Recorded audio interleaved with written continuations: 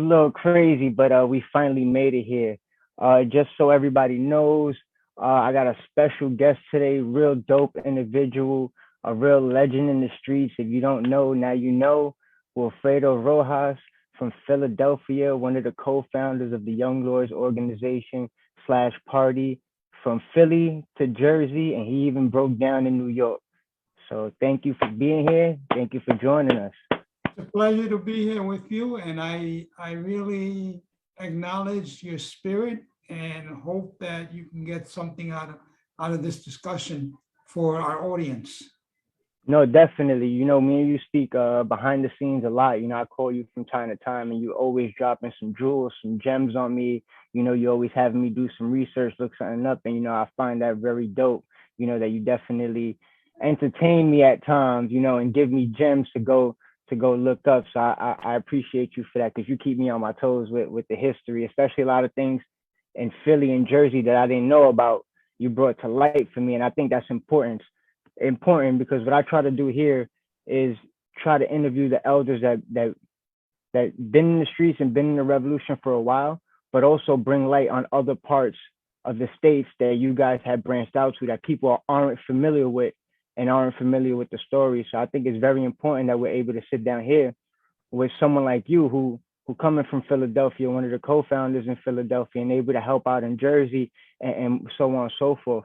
So I think this is very dope, and I appreciate you, like I said, to taking the time to sit with us. So tell me, so I know you from Philly, but tell me about you. Tell me like, how was Philly growing up? What year was you born without throwing your age too much?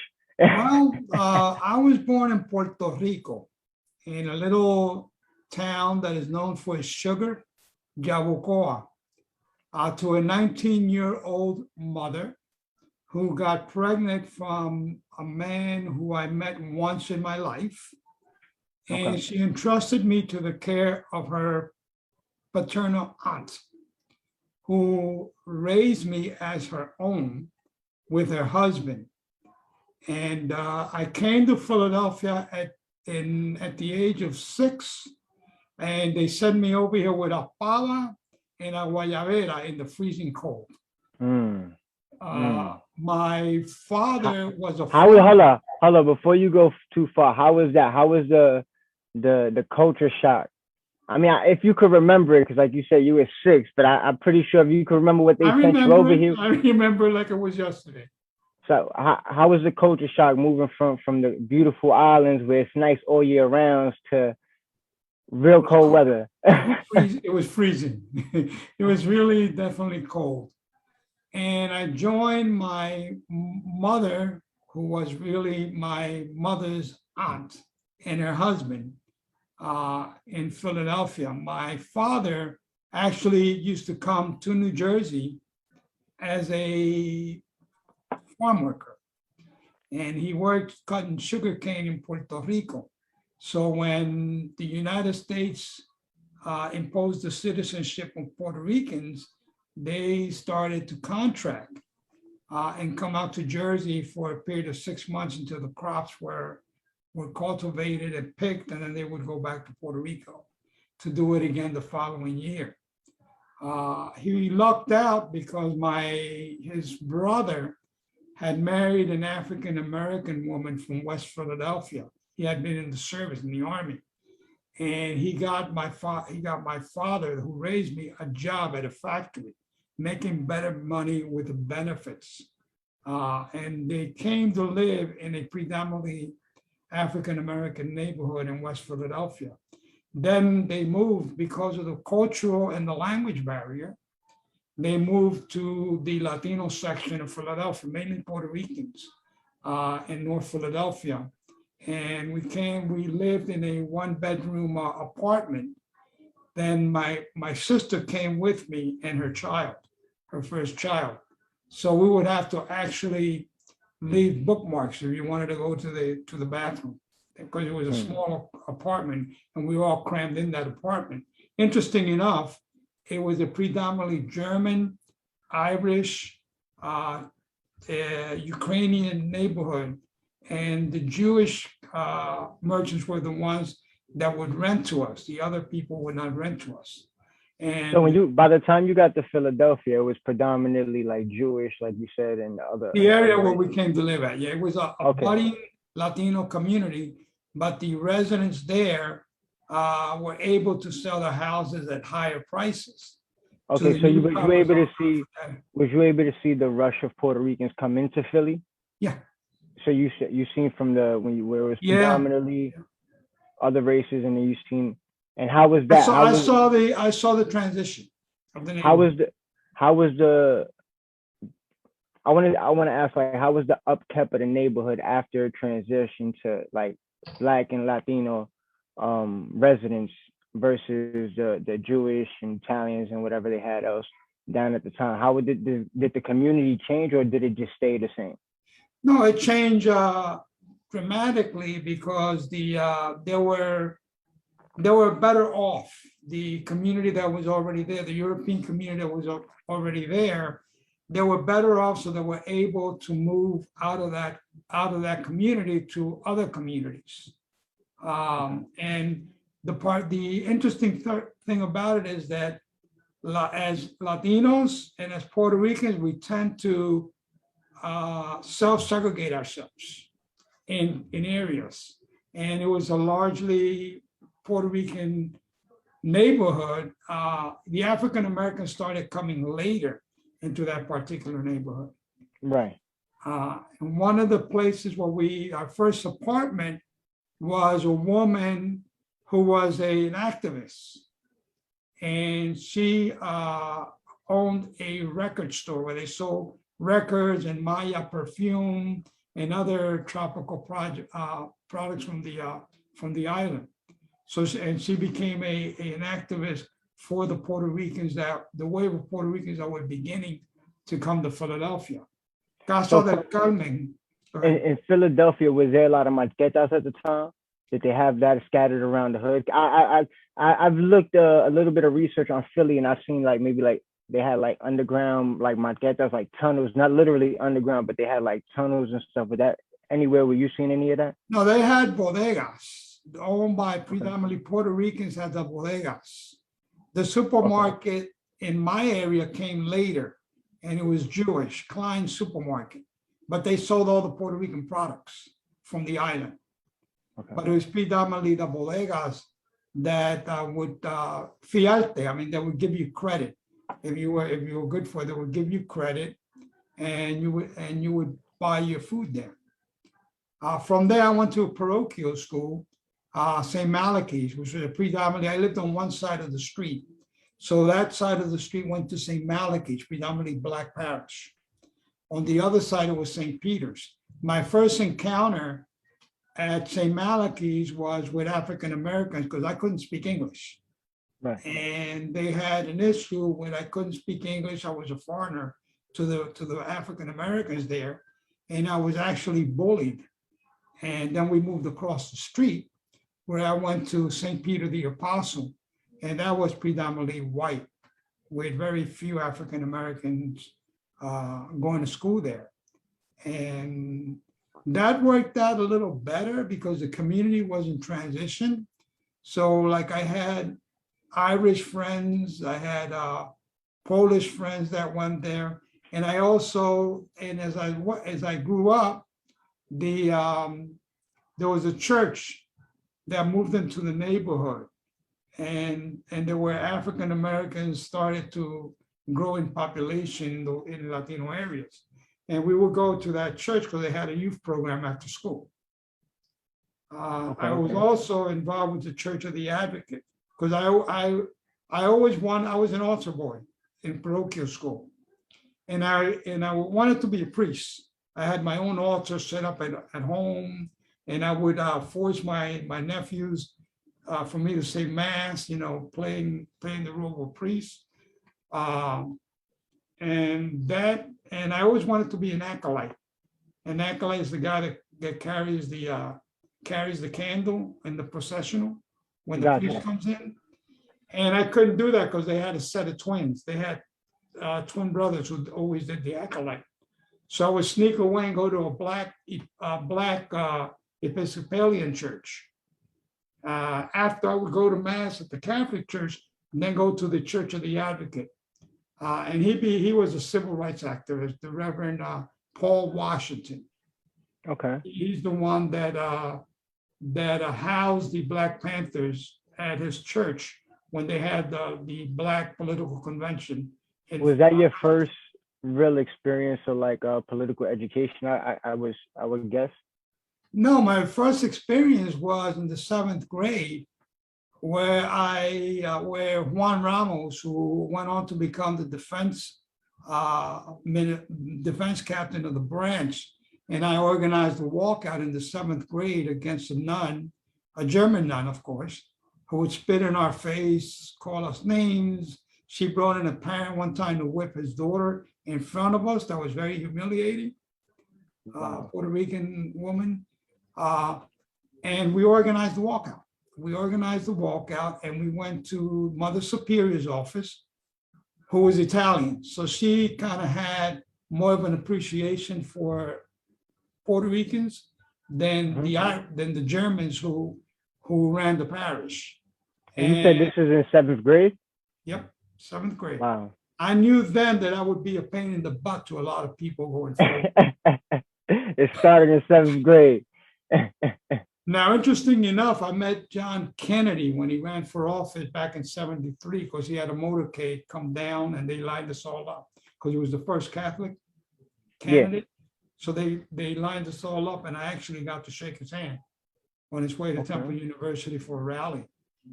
And I went to the World's Fair as an altar boy also. But then my father died in a tragic car accident in Cleveland, and they didn't have grief counseling back then. You had to suck it up. How old were you, if you don't mind me asking? Excuse me? How old were you when your father passed away? 14.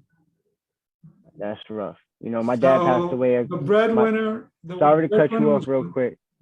No, I'm just trying to like I guess try to understand how you was back then, especially losing your dad at 14. You know, I lost my dad a couple of years ago, and I'm 33 now. He passed away 2 years ago, about 31.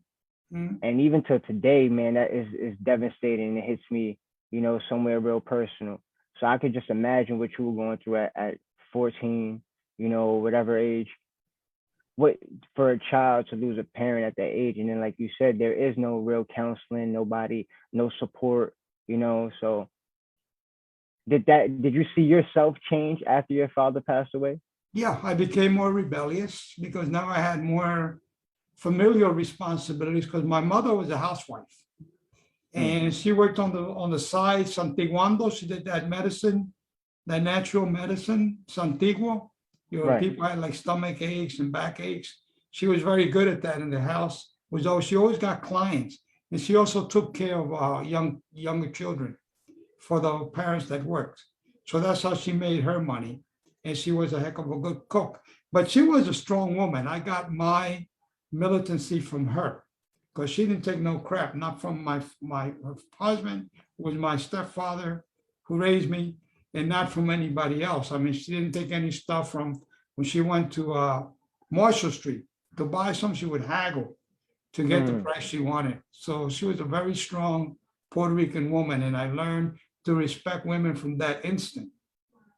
Yeah, it sounds like a tough lady. Sounds like a real tough lady. And she was the one that supported us when we had the walkout.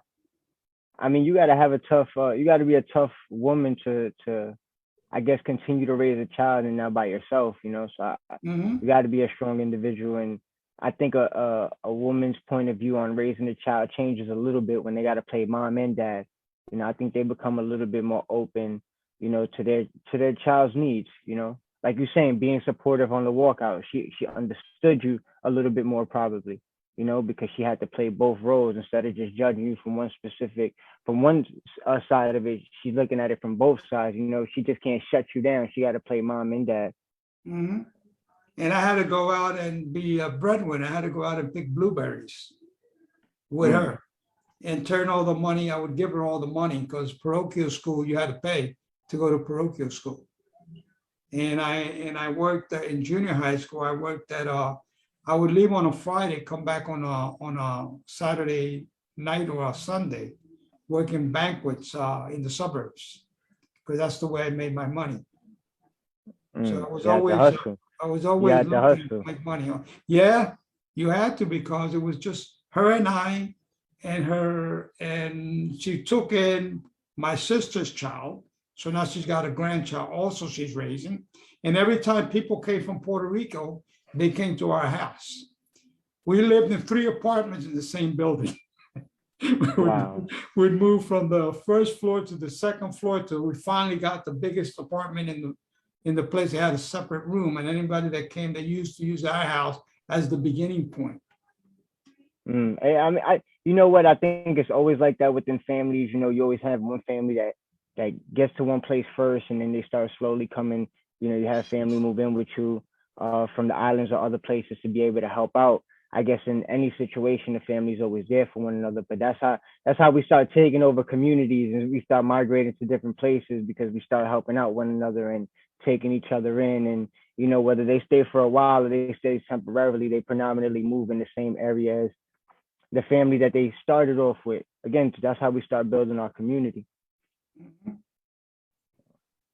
Then my grief started to affect my grades. I was a very good student, and my grief started to affect my grades.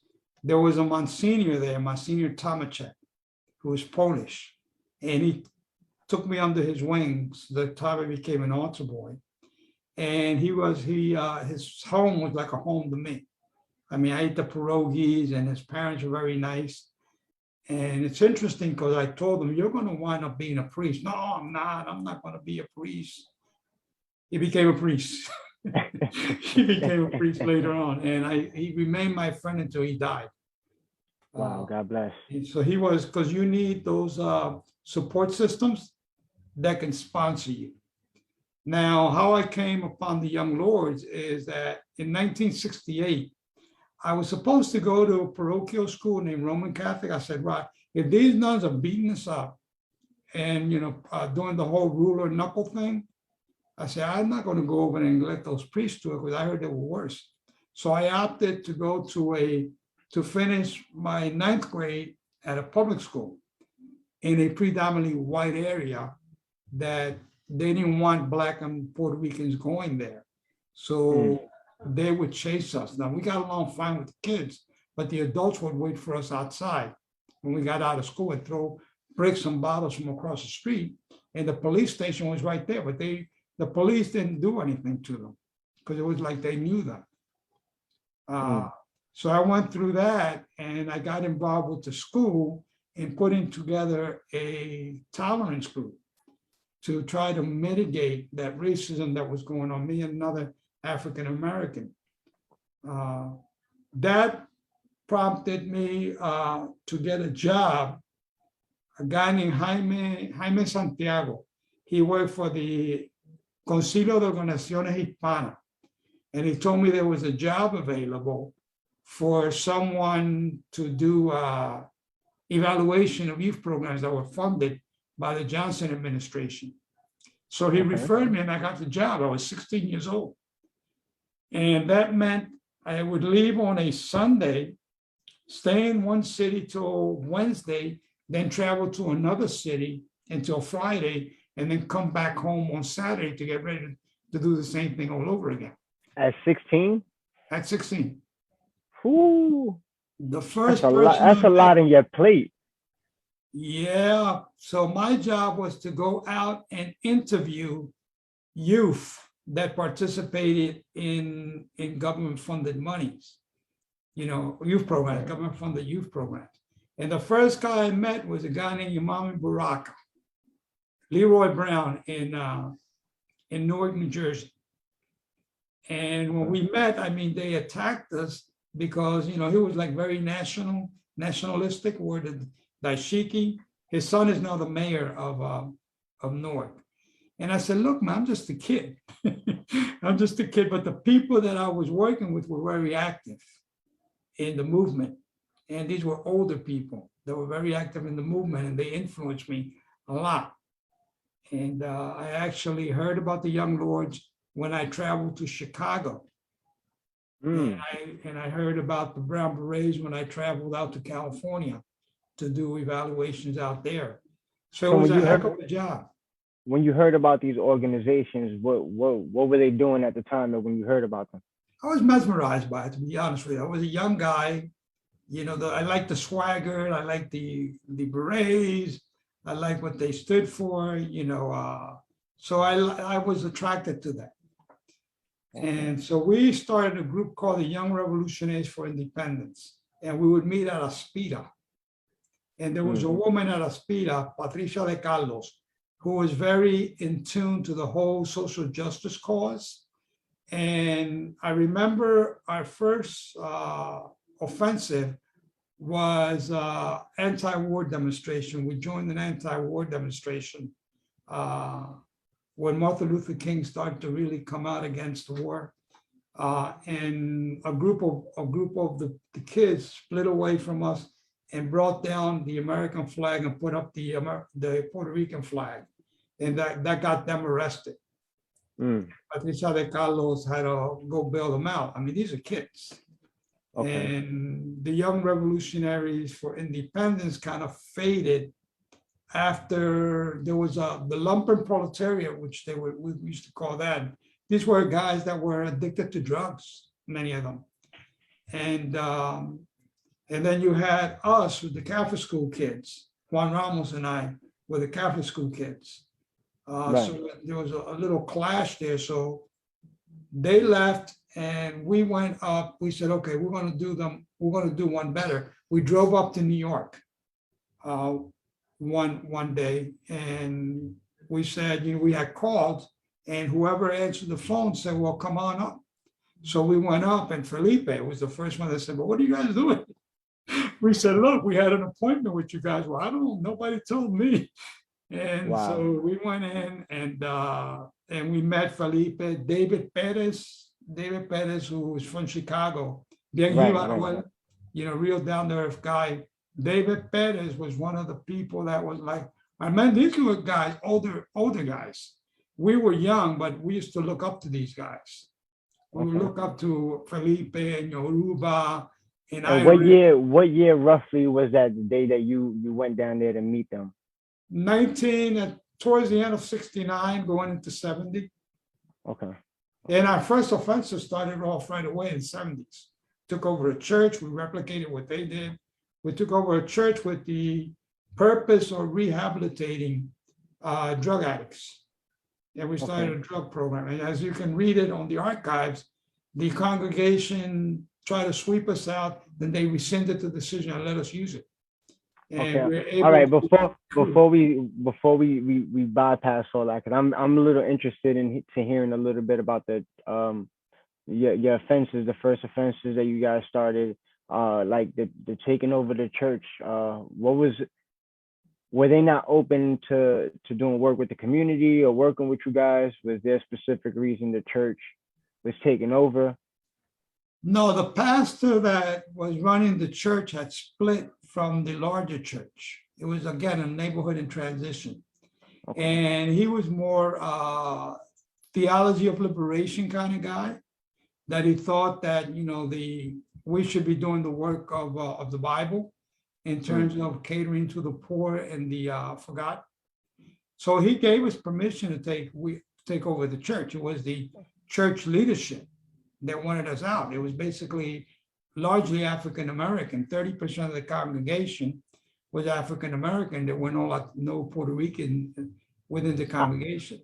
I noticed a lot of the time, except for New York, because I know the pastor had a problem with doing the programs within the church at the time, that they was being active and they were starting their programs and stuff. And I know in Chicago, the pastor, if I'm not mistaken, Bruce Johnson, he was open to it.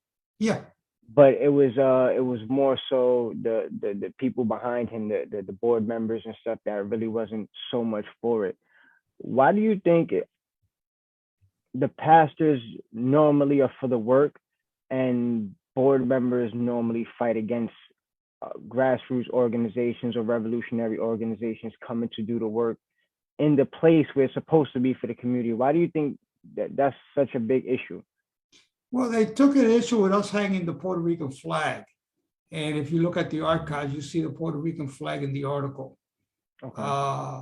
And Roger Zepernik, Reverend Roger Zepernik, Lutheran minister, was very supportive of our cause because he was a true Christian in terms of doing the work of our Lord on earth.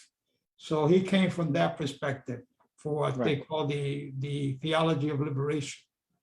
He believed in, in nations having the right to self-determination. He still does. He's still very active.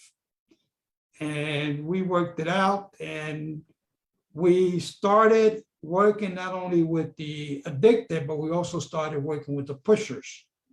And because they would arrest the pushers, and then they would be right back out on the street. And there was a famous quote where we said that, poppy seeds were not being were not being cultivated in the Latino community. That was coming from outside. These guys were just, entrepreneurs from the street, entrepreneurs who were making money, all at the same time addicting people to the drugs. Right, right. In And the now, midst now, of that, go ahead. now the pharmaceuticals replace that. Right. I was telling someone the other day, I was like, yeah, I remember growing up on TV, on every commercial, you would see like your brain on drugs commercial. Don't do this. This is your brain on drugs, and it'll be a fried egg. And I asked someone, I was like, when's the last time you seen a commercial like that? They was like, wow, I haven't seen one in a while. I was like, yeah, because pharmacies are the top, distributors. It's kind of an oxymoron for them to be putting out advertisement like them when they push out the more drugs than anyone. I mean, I just found it funny. I could be 100% wrong, but if the shoe Well, you're fits. right, because now marijuana is a big corporate interest business. You have you noticed a lot of what they And call, not a lot of minorities own them either. no, but you noticed a lot of what they call street entrepreneurs, because that's what I'm going to call them. I don't want to label anybody.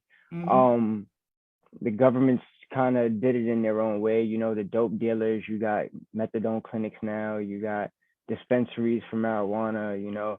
Now every bodega / store is a smoke shop. It's literally, they took everything from the streets and they kind of legalized it for their benefit.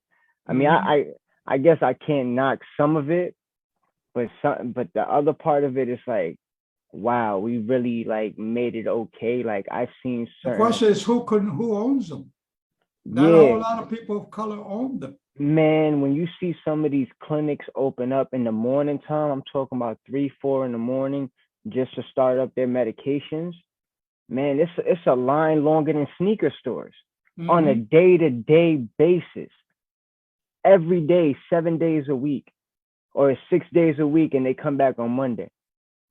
That's crazy, and that's something that's not talked about. That's something that has our people addicted. Like, I'm not a big fan of methadone. I feel like methadone, they say it's supposed to ease you off of the drugs that you're on, but at what point does a person get off? I've seen certain situations where hospitals, even prison systems, don't really ease you off, and they keep you on that methadone. So It's interesting you say that, because I did cold turkey when I was a young lord. We didn't know what we were doing, but we did cold turkey.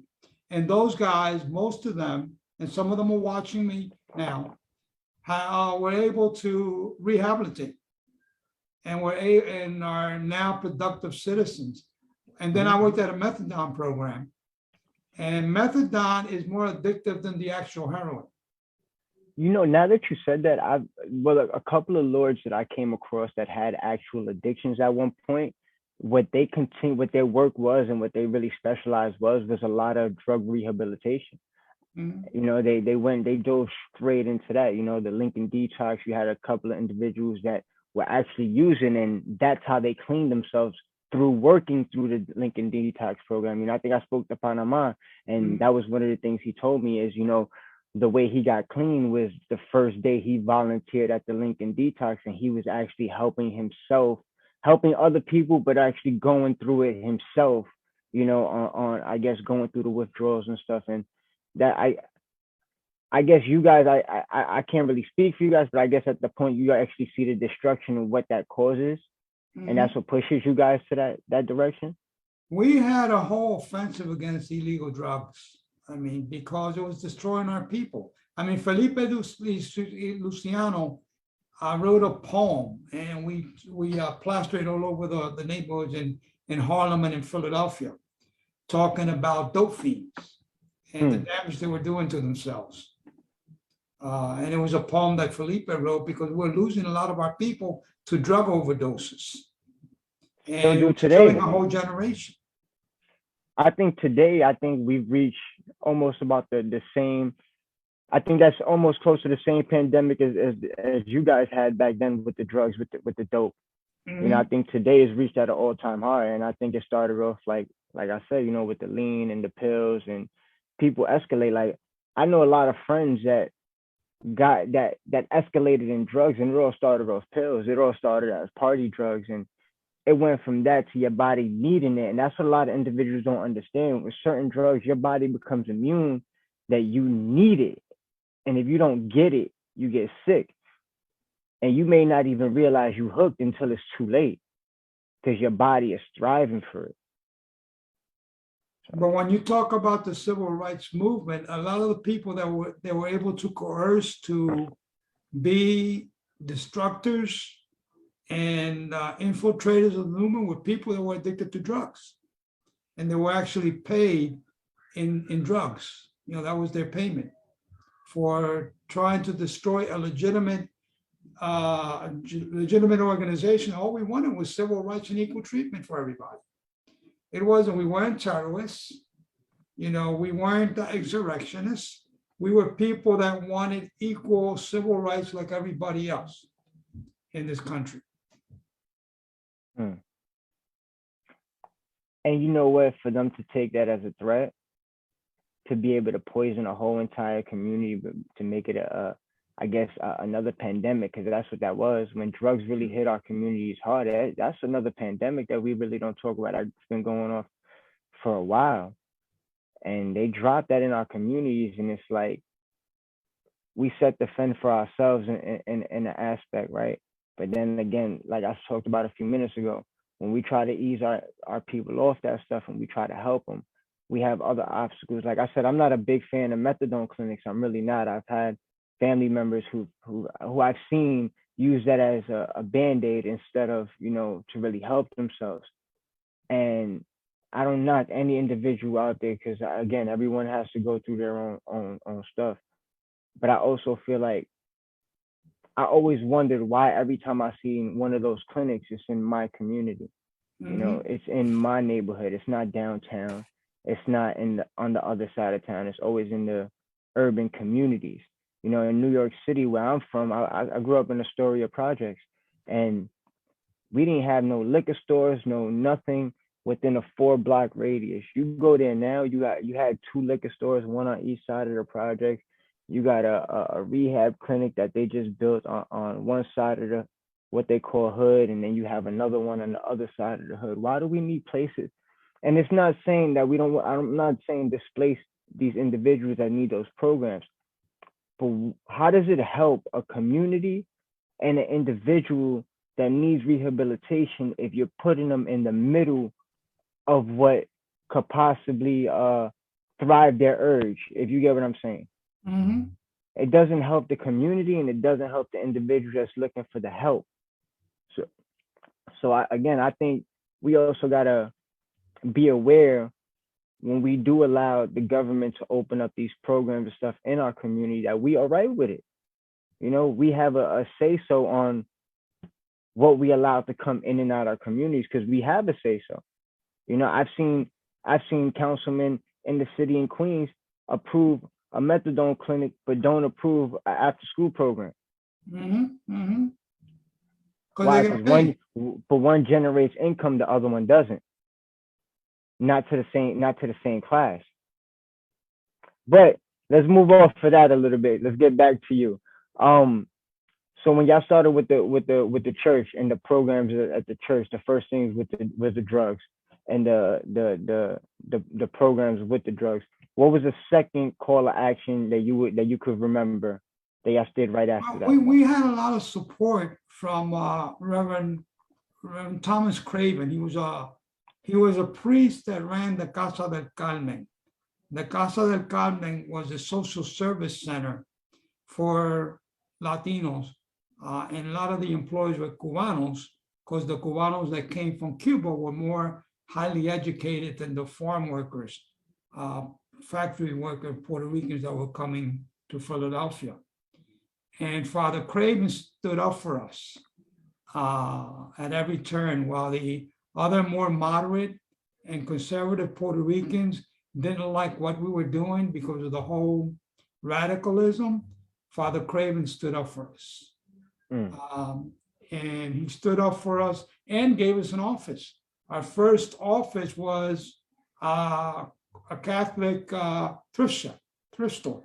And we had our office on the second floor, and they had a thrift store on the first floor.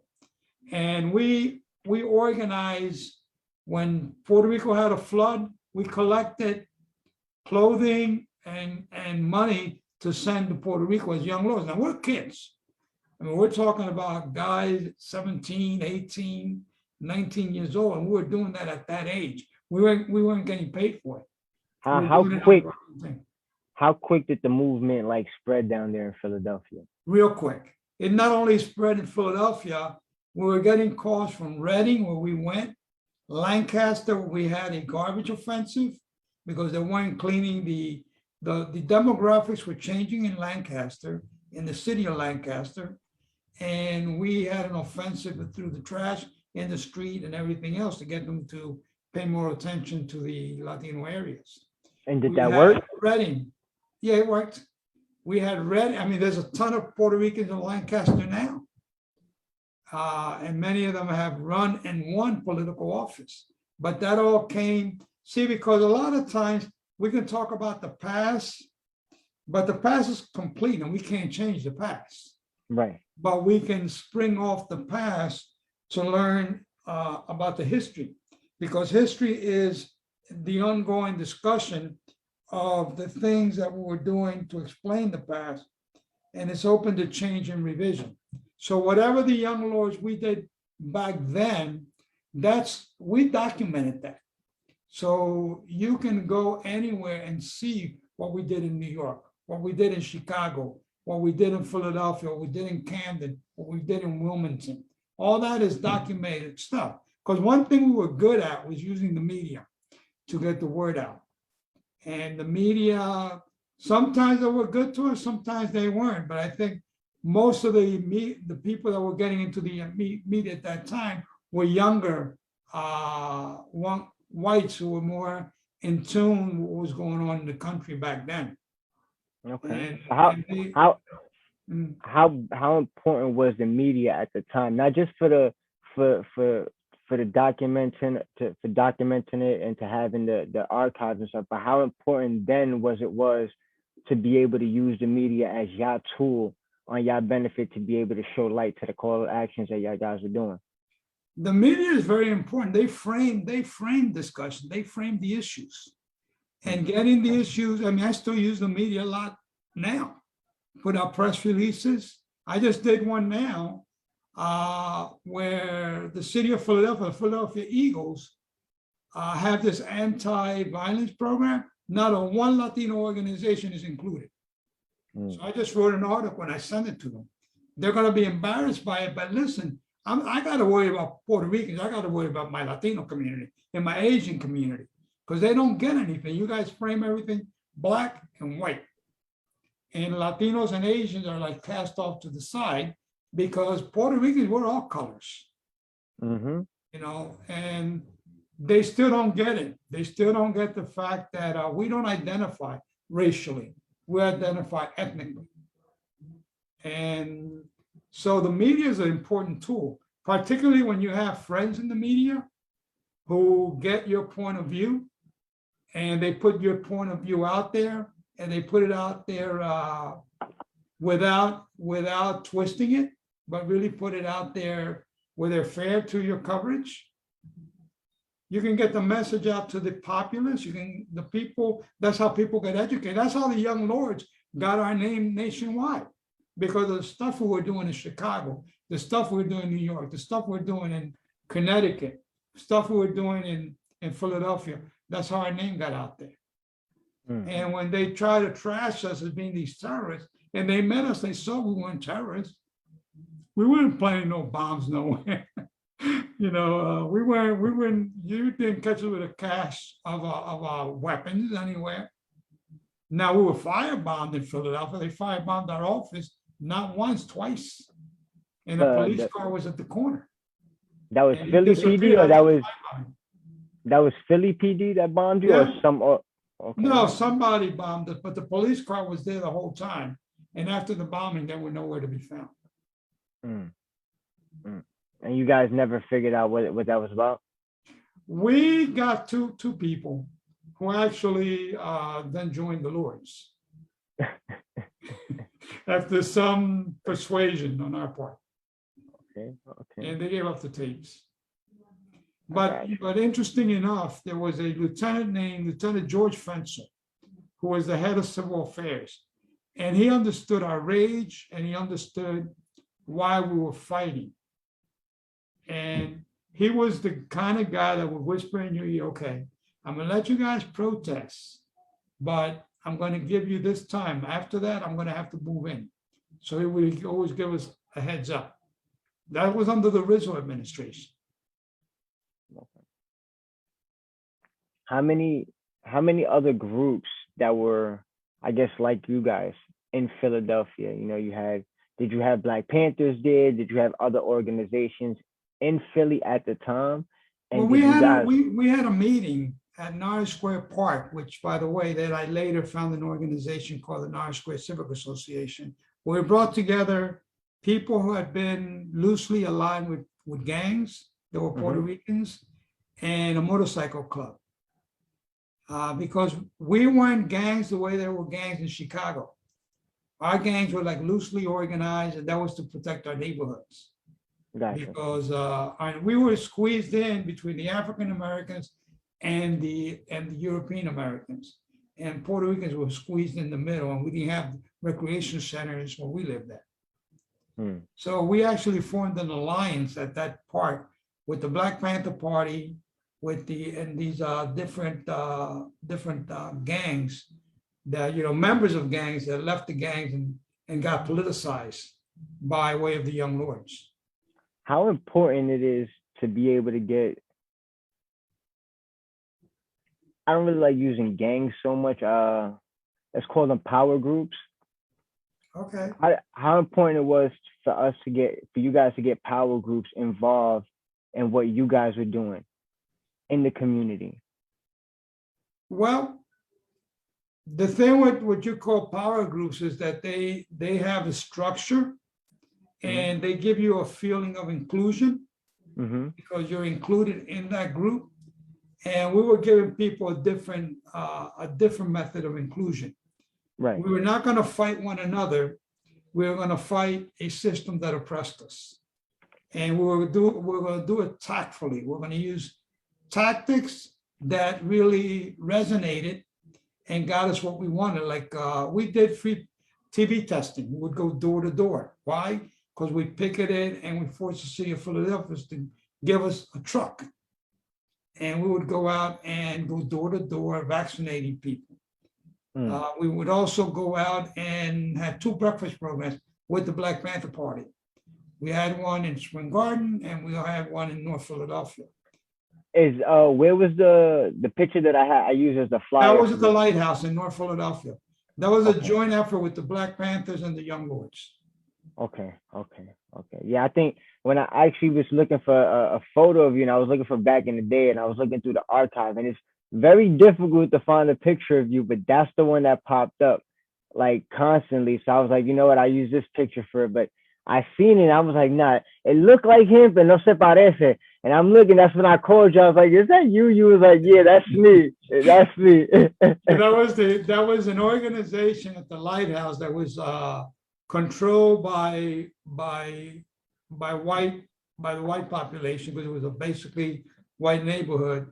that we were instrumental in getting board members appointed to the board of directors and hiring a Native American executive director, who then opened the doors to diversity and inclusion.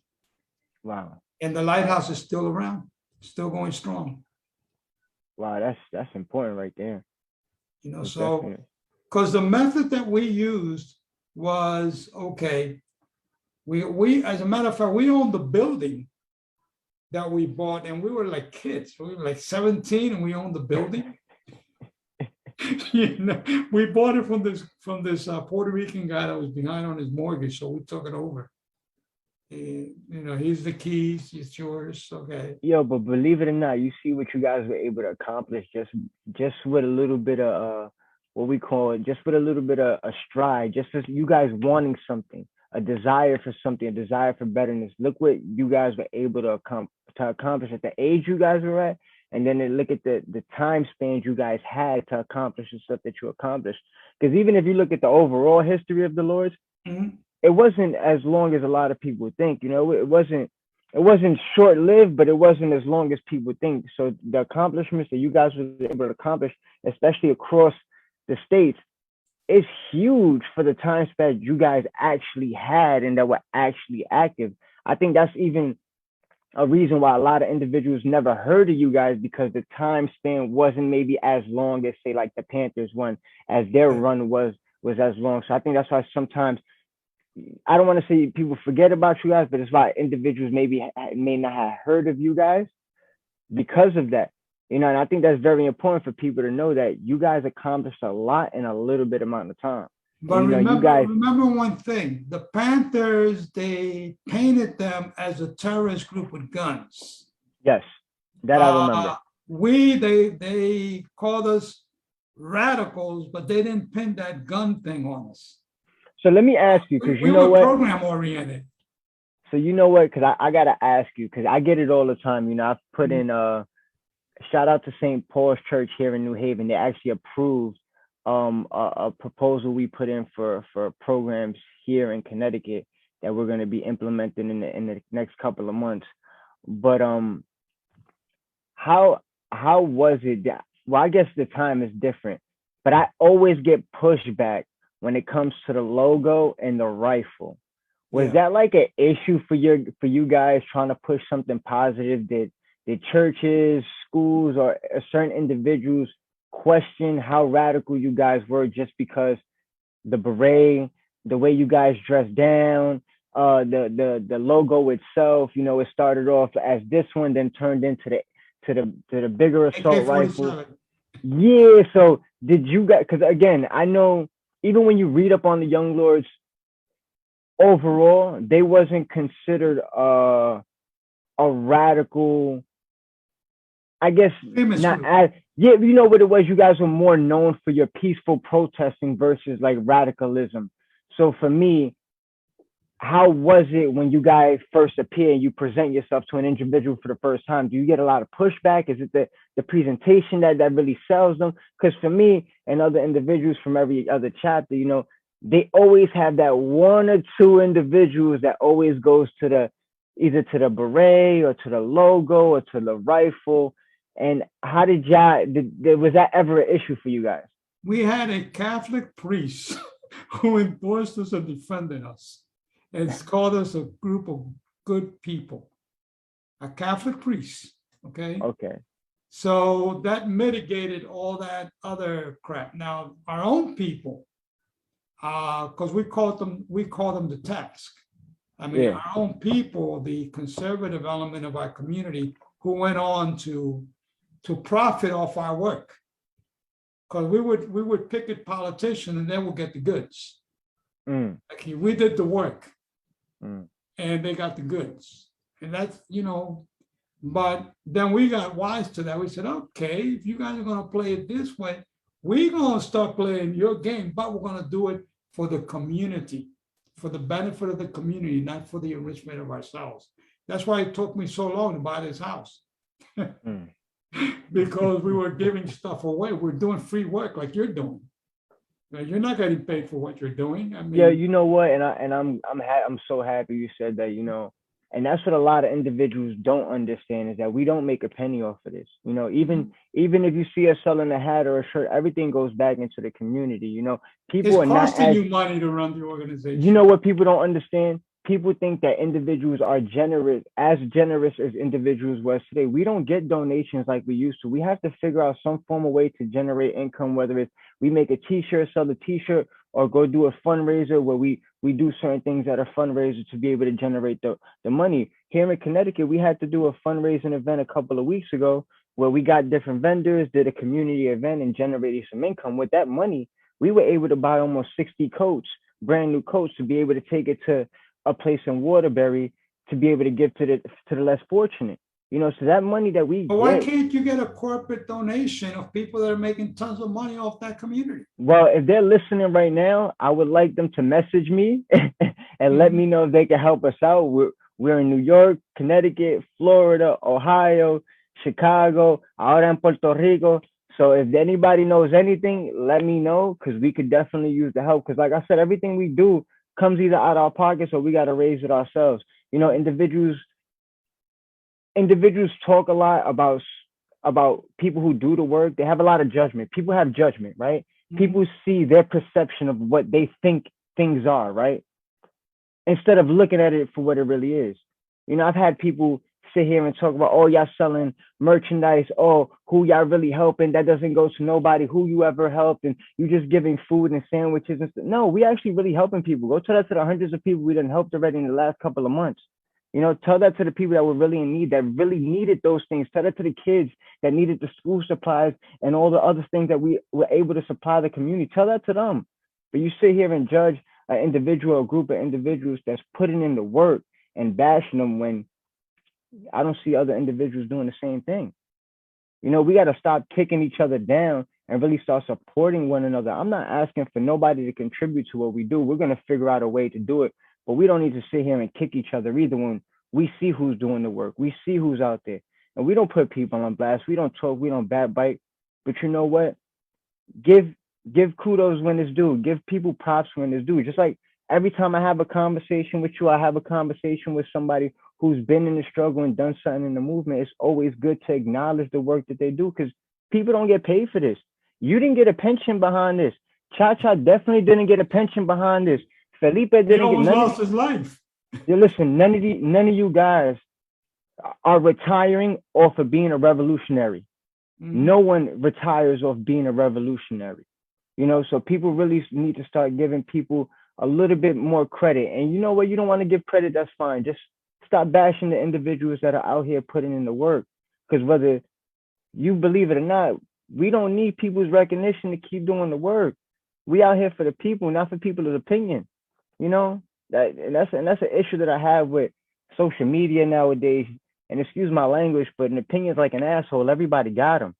So Facebook is literally a place where people think they create their own persona, and that's cool. But we really, as a people, really need to stop looking for every reason to kick each other when we're doing something positive. Because if we could start working together and doing things as a people, you've seen it. Look what you guys did at 16, 17, 8. You guys bought a building. Mhm. You telling me right now why we can't accomplish that? Why right now in every state that we got a black and brown community, even the Asian community, why our youth aren't doing that? And they probably seeing more money personally than you guys did as activists, because people are hustling and peddling and doing what they got to do. So why we can't generate some form of wealth in our communities? Because we too busy bickering and fighting against one another. We all sitting here picking each other apart instead of being together. But my You know bad, that one. kind of One it of the brought me things. into a rant. I apologize. One of the things we did was if you were opening a business in the community, we would pick at you because we wanted people from the neighborhood hired. A lot of the lords went to work with a factory and retired with a pension because Hmm, then we changed over to doing workers' rights work. And hmm, so people can empower themselves and buy a house and raise family. Because as we got older, we started having families. And all, like you say, even today, you got to be careful. I don't, I got 20 million phone calls and I said, that's enough this year, no more. I mean, you don't even say thank you. After I helped you out of your mess, you don't even say thank you. No. A lawyer is going to charge you $100 an hour just to talk to you on the phone. You're calling me because this guy got arrested and that guy, no. The question becomes, what tactics do we use now to accomplish what we were accomplishing before? We had to take to the streets before. We had to, and we still got to take to the streets today in this climate. But how do we intelligently galvanize our community to support us? I mean, I'm sure when you have things and you call, you have to invite a country to get a city to show up. Come on, guys. I mean, this is for you. You know, like you said, we're not getting paid out of this. No. What are you doing when we have a meeting? Are you showing up? Are you going to school board meetings to make sure that our kids are getting a good education? Because we can't do it by ourselves. Everyone, and I won't even say everyone, you have certain individuals who talk a good one. You know, they're very smart and intelligent, and they could talk a good one online, but that's all it is. You know, you can't rely on them for more than that. And I think that sometimes we got to change that too. We do a lot of this as people, you know, and I've done that too growing up too. I've done a lot of this and less action. You know, if we could start doing less talking and more action, we would start getting more things productive. And I think that's the first thing as a people. We got to start looking at ourselves first and analyzing ourselves and judging ourselves first before we can start committing to other things. See, that's why I don't like to romanticize my time. And those were tough years. There was nothing romantic about it. I mean, we got shot at. We got shot at one time. I mean, we would have been dead. We got burned. Our building was burned not once, twice. You know, so romanticism was all fine and well, but that's for the romantic novels, not the life that we led. So now here we are. We have the same problems that we had back then, and they're getting worse. What are we going to do about it? You know, what tactics? That's one good thing that the young lords had. Tacticians, they were able to set up a strategy, develop a tactic, and then knowing that we would get something in return. Like in Philadelphia, we took over the Carter office before the election. They gave us 300 abandoned houses, and we put people into them. Now you're a homeowner. Federal government gave you the deed. So that was the tactic that we used. The problem with this is, and when they talk about you, listen, they talked about Jesus Christ. So you're in good company. Right? You're in good company. And I'm sure, you know, they were talking behind his back because they wouldn't tell him. But, you know, it goes with the territory. If you want to do this kind of work, they're going to talk about you. They're going to slander you. They're going to do everything because they're not doing it. Yeah, and you know what, I've realized that too. You know, I've realized a lot of people, some individuals are envious because maybe they can't do what other individuals could do. You know, and that's on them. But just the infrastructure that you guys have a potential to reorganize the movement because you got the bodies. The question is, how do you move forward? I mean, we're here to work with you in making this happen. Because when I joined, you might call it the system. No, it was a job. when I had a career and I had to go work in corrections, I opened the door. I was more in line with trying to get programs that were really rehabilitating inmates and not punishing inmates. Before we move to your field in corrections, because I do want to talk about that too. From how did you end up doing work in Jersey? It was Newark, was it Newark? No, in Camden. We organized Camden. Camden. How'd you ended up working from state to state? Was that something that you went recruiting, looking to open up branches, or was it something call us? I mean, again, the media used to sensationalize what we did. And out of that sensationalism, people would call us and they wanted to get involved. So we were getting and people didn't want to travel all the way to New York. At that point, New York was the center of the Puerto Rican universe. And we said, no, there's a bunch of us down here. So people didn't want to go all the way to New York. So we would get calls from Wilmington, Delaware, We get calls even from Ohio. How often would you travel to different branches? I You would say, personally. me personally, I went to Lancaster for that offensive. I went to Reading for that offensive, Wilmington, and Camden was the place was right over the bridge because they had a riot there. And we had some machotero types, so we had to mitigate that. And so Camden was the place that we traveled the most to. Camden's still pretty rough out there. From I've been out there a couple of times. It's still a little pretty rough out there. Yeah, it's it takes Philly too. takes a You can't passion. take away from Philly. Philly's still rough. I got family They out kill there. at least 4 or 5 people a day. In Philly? Yep. Because you might be related to Debbie Toro. She's from New York. Listen, I'm gonna be honest.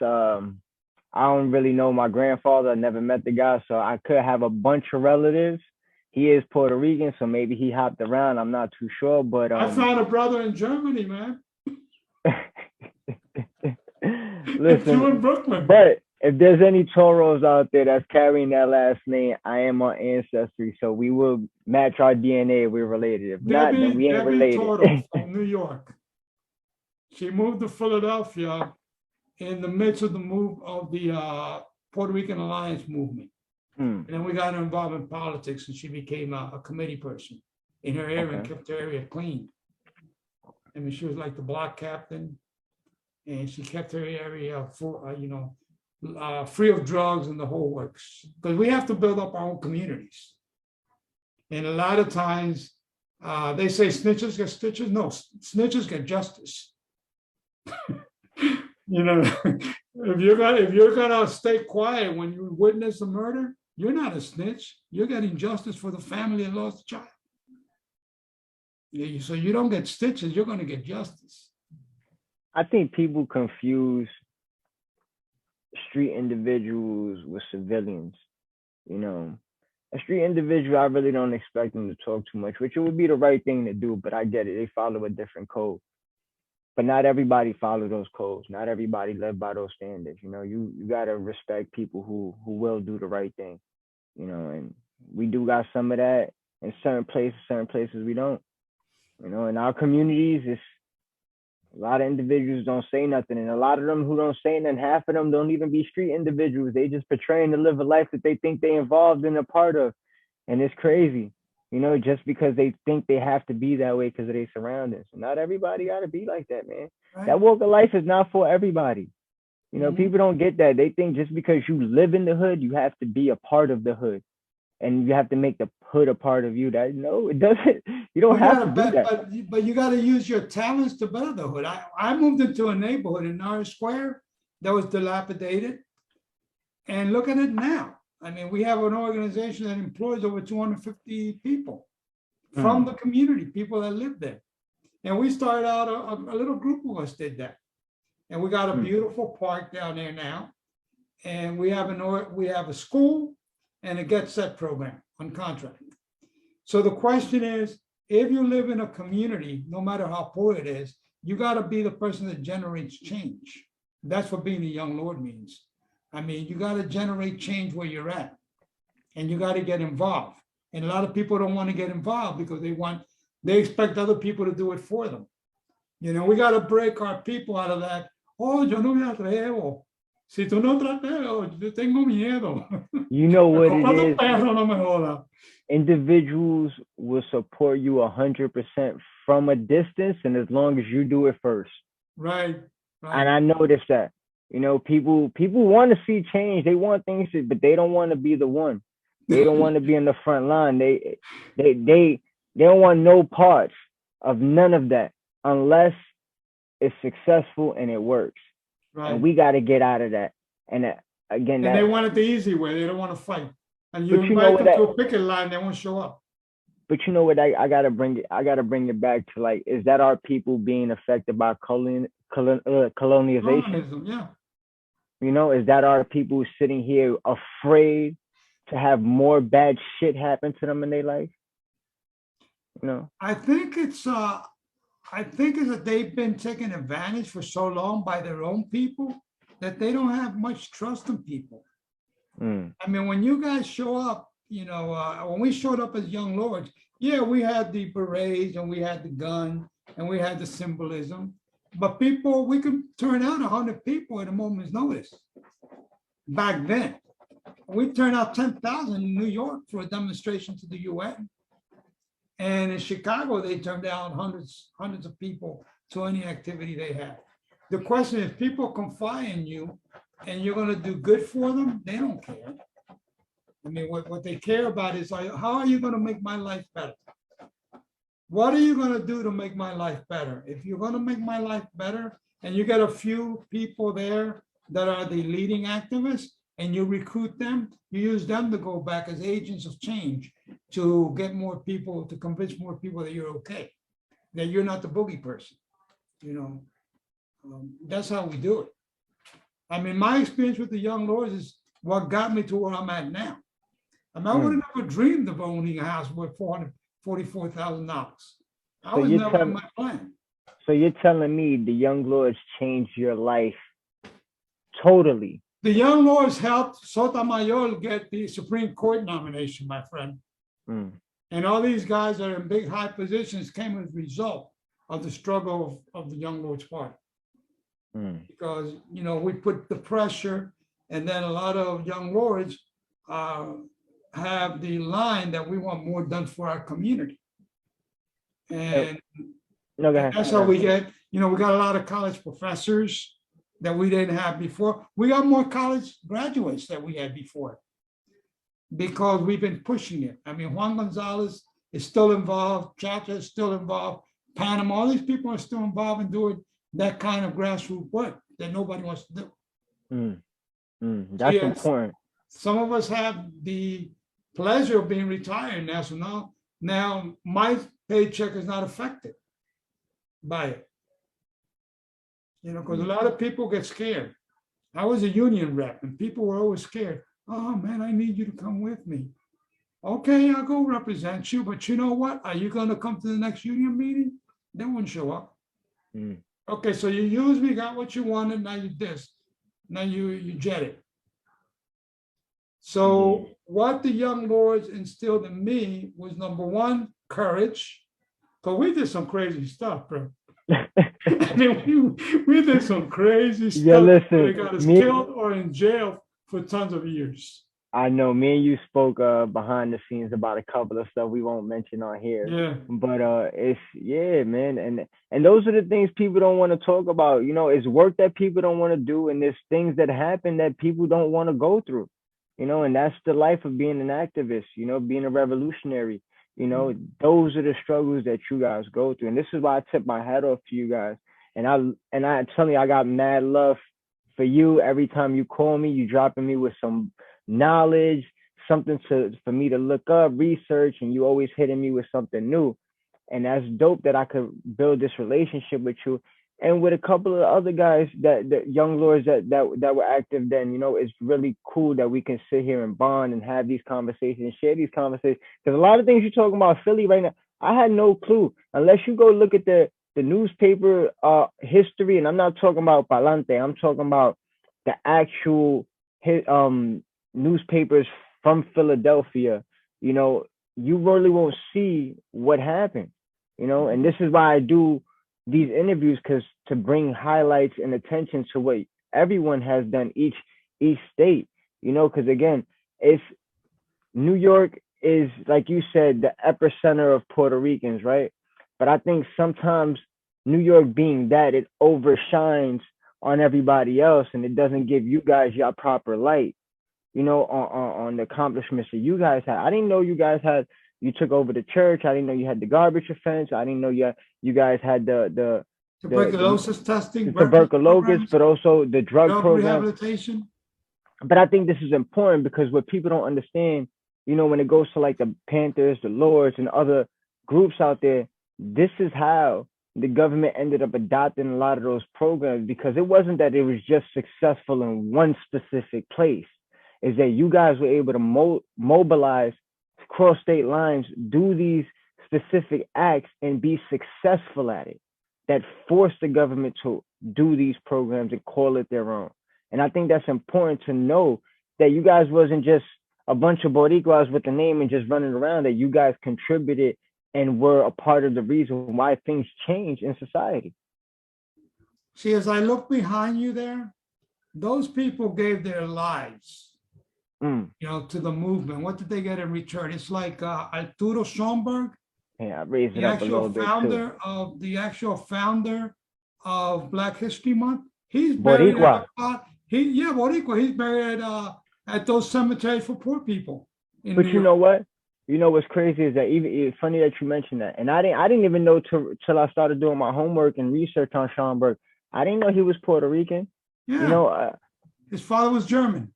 yeah, but a lot of individuals don't know that. They don't Mhm, know that he was Afro, Latino, mhm, and I think that's very important, especially if the Schomburg Center is such. It's like the mecca of information in New York on Black history. mhm. It's where you go to if you want to find any real history or research on the diaspora. You go to the Schomburg Center. And Mhm. if I'm not mistaken, I think he sold it to like the New York Public Library, right? At one point Yeah. or something like that. And I think Mhm. they took over the program and they're the one who's running it now. But it's important to really know this. Again, I didn't know he was Puerto Rican. I thought he was African American or maybe, from another place, but I didn't think he was Caribbean. Mhm. I didn't know that. And when I found that out, that gave me a chip on my shoulder. I was like, we got one. There we go. But And that's he's important. actually the founder of Black History But Month. but that's what's so important. That's what really, I think things like that need to be highlighted, especially between the Black and brown communities. We have a lot of similarities, man. Right. We have a lot, even if you, and we was having the conversation about the Caribbean islands, about the Tainos and the Arawak tribe and the African slave and the Europeans. They were all the same people in that Right. island. So why do we label ourselves different things? Why do we call ourselves Dominican, Cuban, Haitian, Jamaican, when the original people of those that inhabited those islands were the same indigenous group? Mhm. And that was mixed with the same Africans, that were mixed with the same Europeans that came and enslaved them. So why do we allow all this division amongst us? That's something important. It's something that I try to push. Like, there's more similarities and differences when it comes to us, especially us people of the Caribbean. So the question now becomes, how do you build on what we started back in the 60s and 70s? And Mm. how do we increase the number of Latino college graduates? How do we get proper health care? How do we get a proper housing?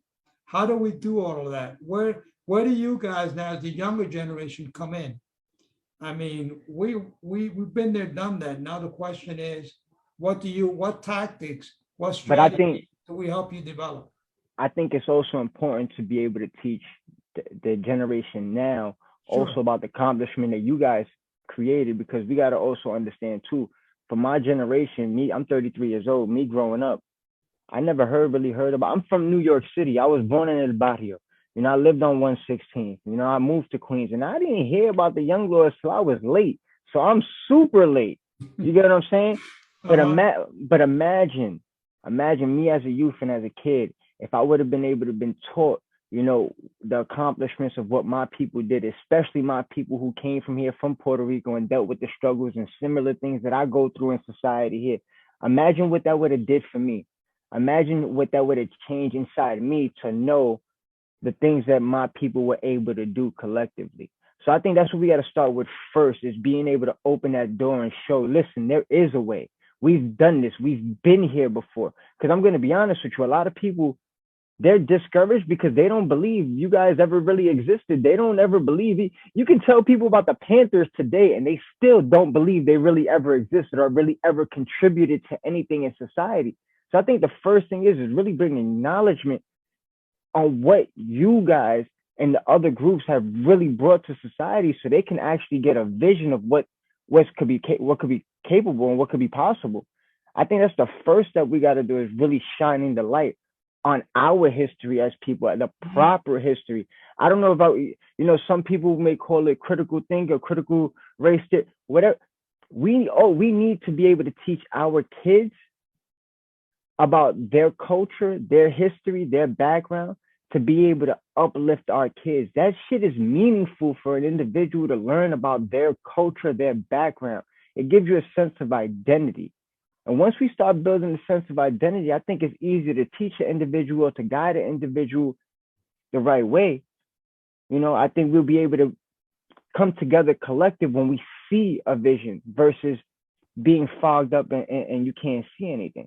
Because that's what I think society has been brought to bread right now, is there's nothing there but what they want to put in front of you. This is why it's important. We need catalysts. For example, we have a 13-year-old daughter. And she's a catalyst. She's very proud of her Puerto Rican heritage. And the problem is she doesn't speak Spanish because there's not a lot of people we live at that speak Spanish.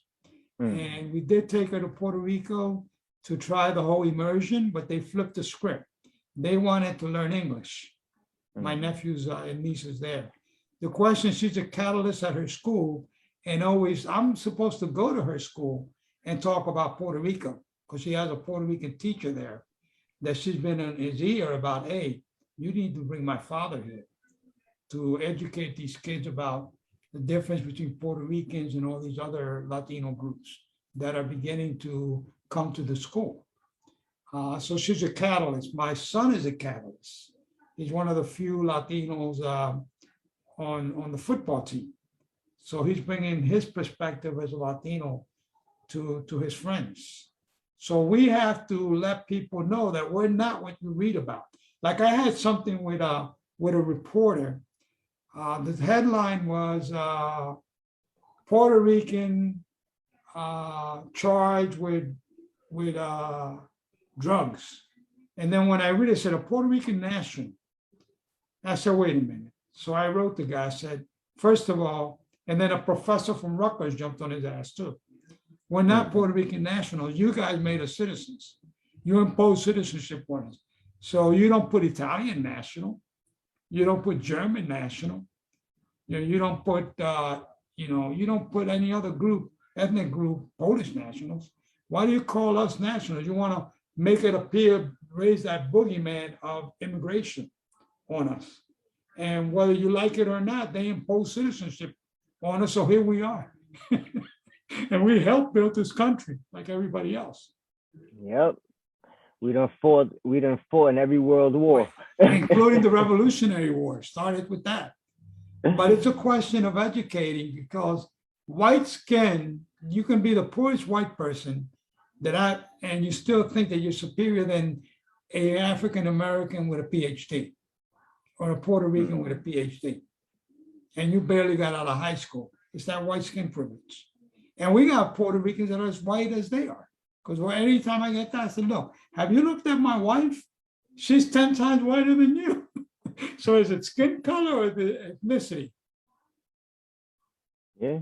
But it's a struggle that we have to instill in our kids.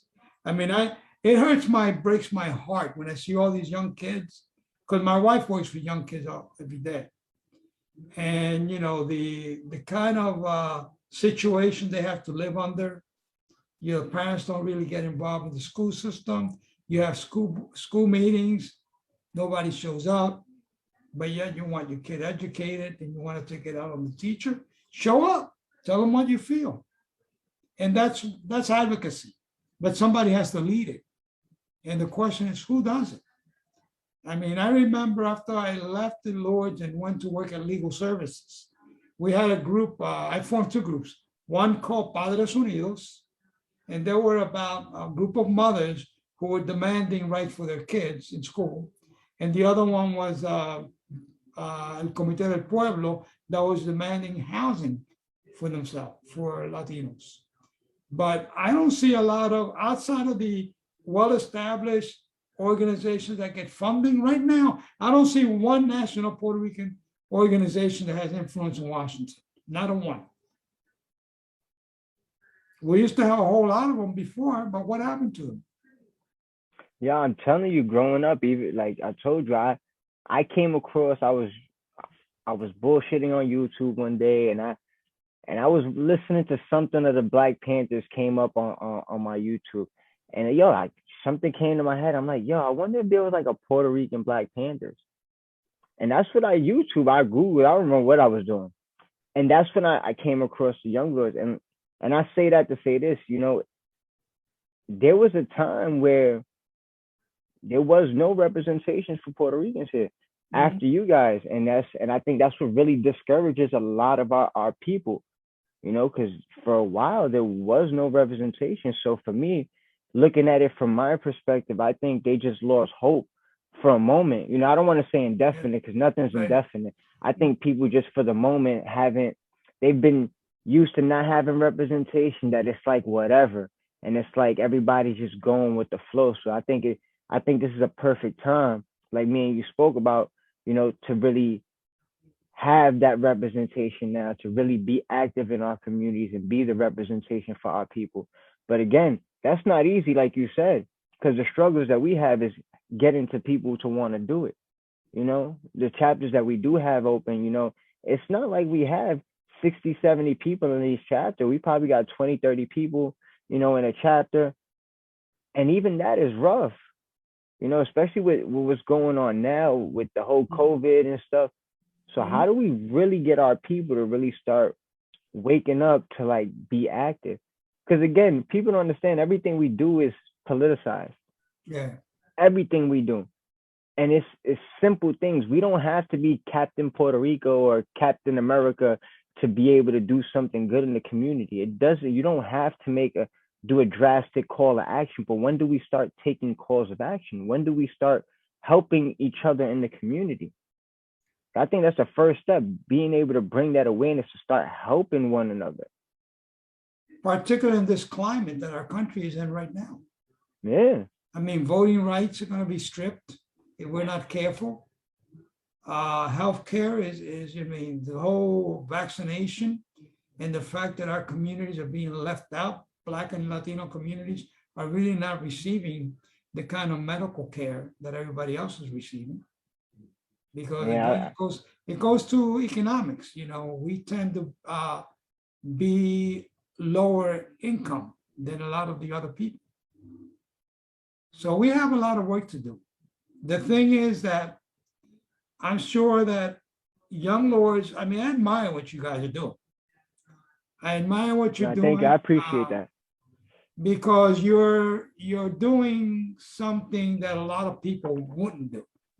And you're criticized for it because you're trying to do the right thing. Man, I'm criticized, made fun of. People call us goofies and all of that. Sure, Oh, why y'all got the beret on? Listen, everybody got an opinion, right?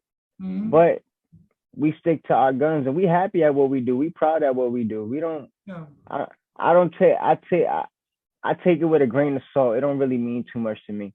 It would be great one day to have a national conference of your chapters and the old lords. And I'm actually and get funding to do it. Get somebody to fund it.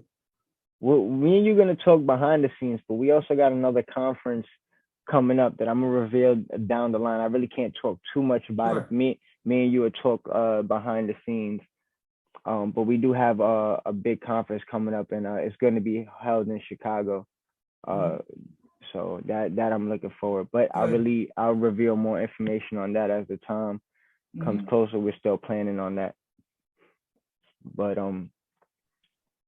so let me ask, as a young lord, going through everything you went through, because obviously you ended up having kids and becoming a father, right?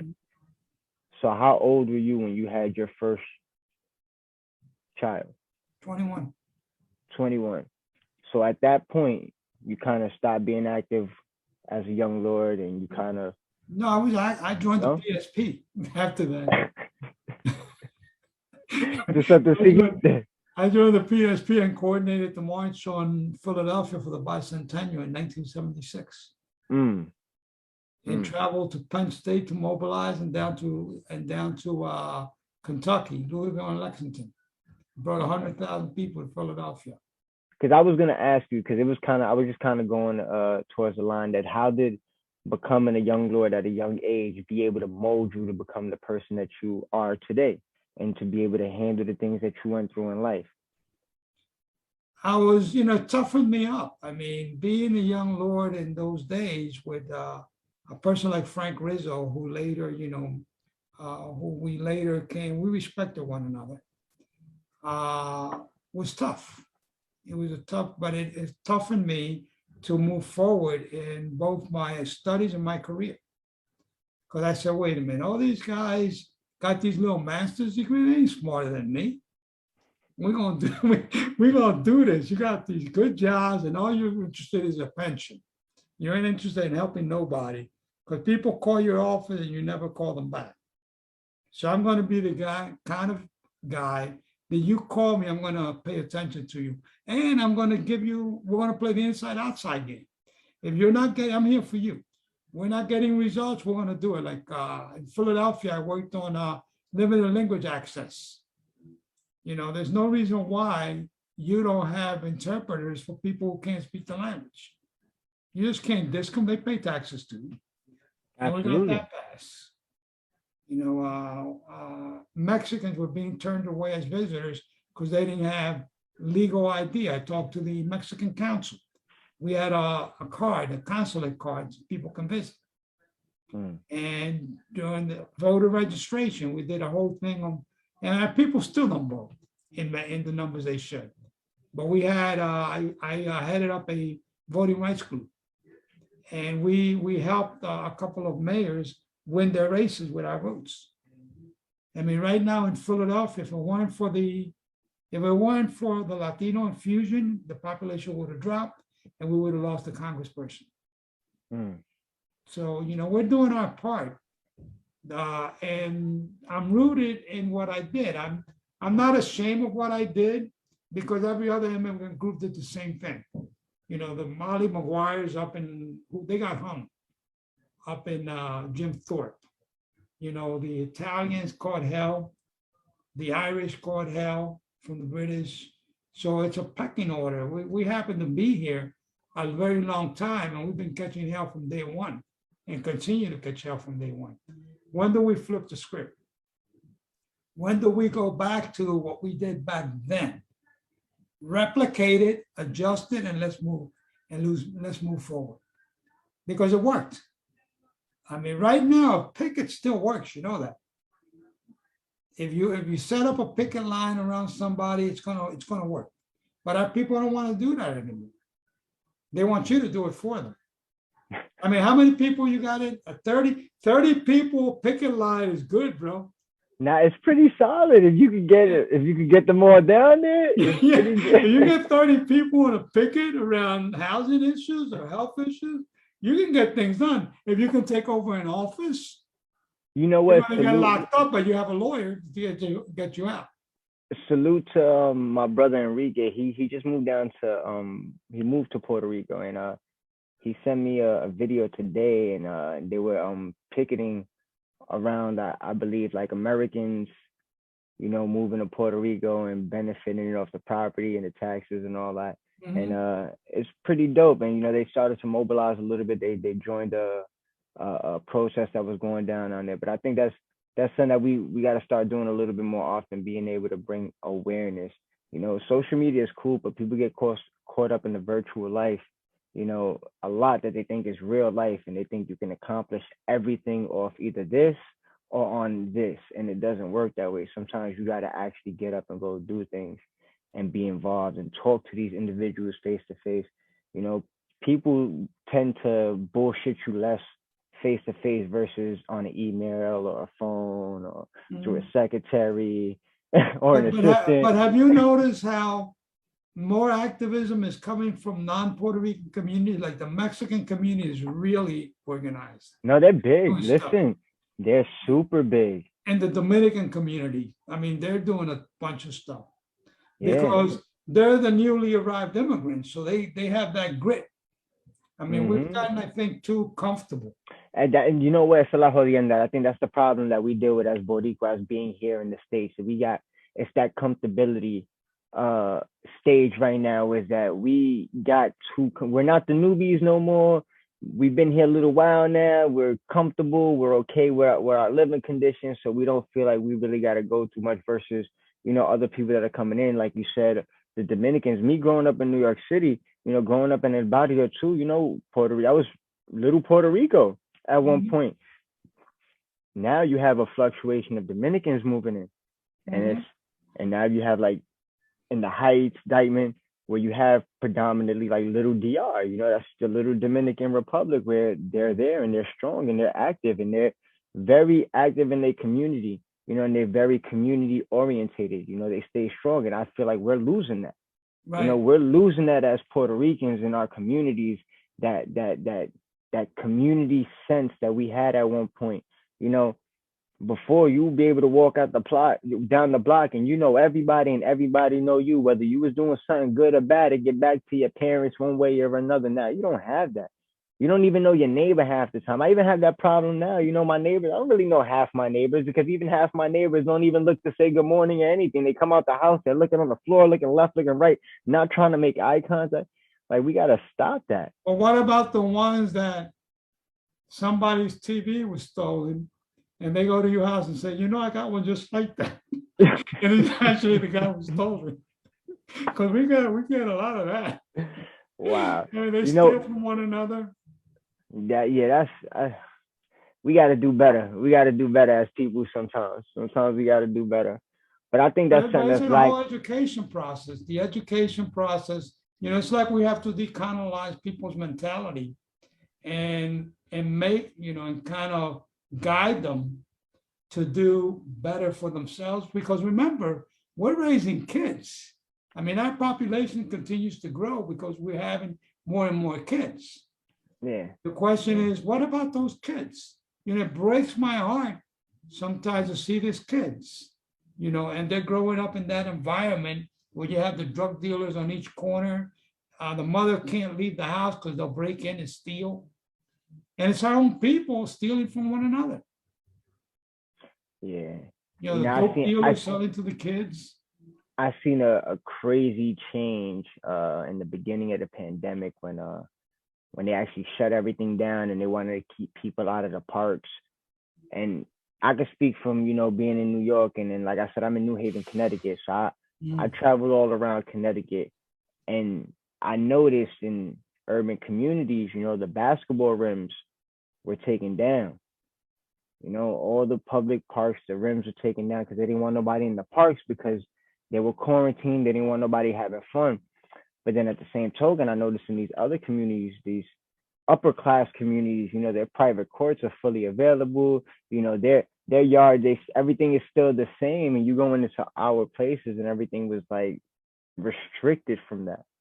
And I found it a little amazed that we go to the extent of removing rims and putting the extra effort to remove shit for individuals. But imagine how much more you can give back to our communities, if you took those same effort that you do to remove things out of our community, than to put things back into our community.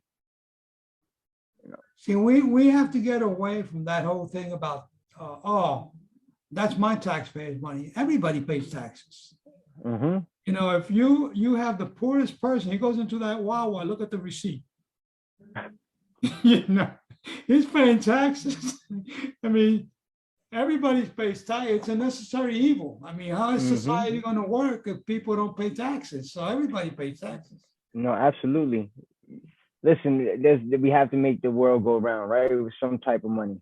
The problem is in societies that we get too caught up on capitalism. They get Mhm. too caught up, and that turns into greed, and that's when shit start becoming fuzzy and start corrupting our communities and stuff.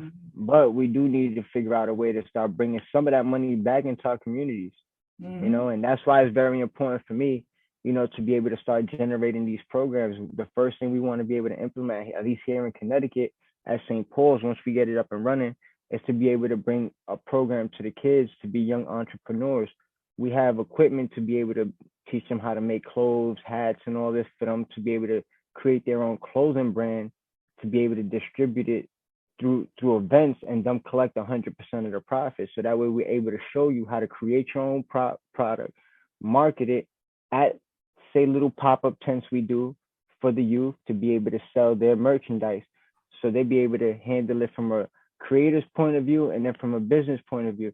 And then they figure out also how to manage their money as well as a business owner. So that's what we want to be able to do with the youth here in Connecticut, is to bring that young entrepreneurship program for the youth, for them to have an outlet. My son is going to be 16, and his thing is, he's a skateboarder. He loves, old school rap, rock and roll.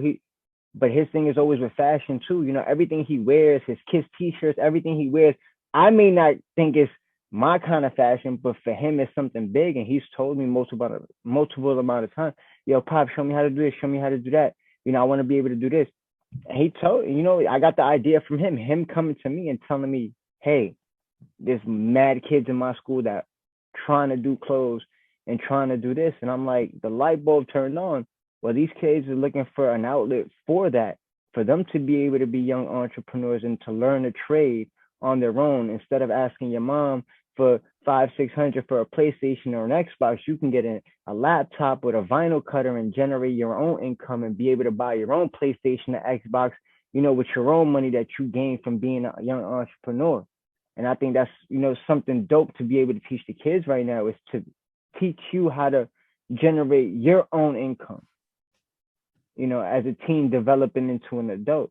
Because that's the one thing they don't teach you, growing up as a student, kid growing up in society. They don't teach you how to fend for yourself, how to be a business person, to not work for somebody else, but to do it for yourself. We're always taught to work for somebody until we get an education enough to be able to open our own business. It doesn't always necessarily take an education to open your own business. It doesn't take a master's degree to be successful at your own company. But again, if we don't have an option of no one teaches us an outlet to be able to do that, we'll never think it's possible. So just starting at something like that, catering to what kids like as fashion and as something simple to be able to teach kids, for me, that's a game changer for the youth around my community. Because then they'll realize they can sell a t-shirt for double the amount of money they could have sold for a bag of weed. Well, and it's the honest truth, and it's legit money. Well, that's interesting you say that. I went to Houston to visit a jail, and they have a program called PEP program, Prisoner Entrepreneurship Program. What they do is they have low-level offenders develop business models.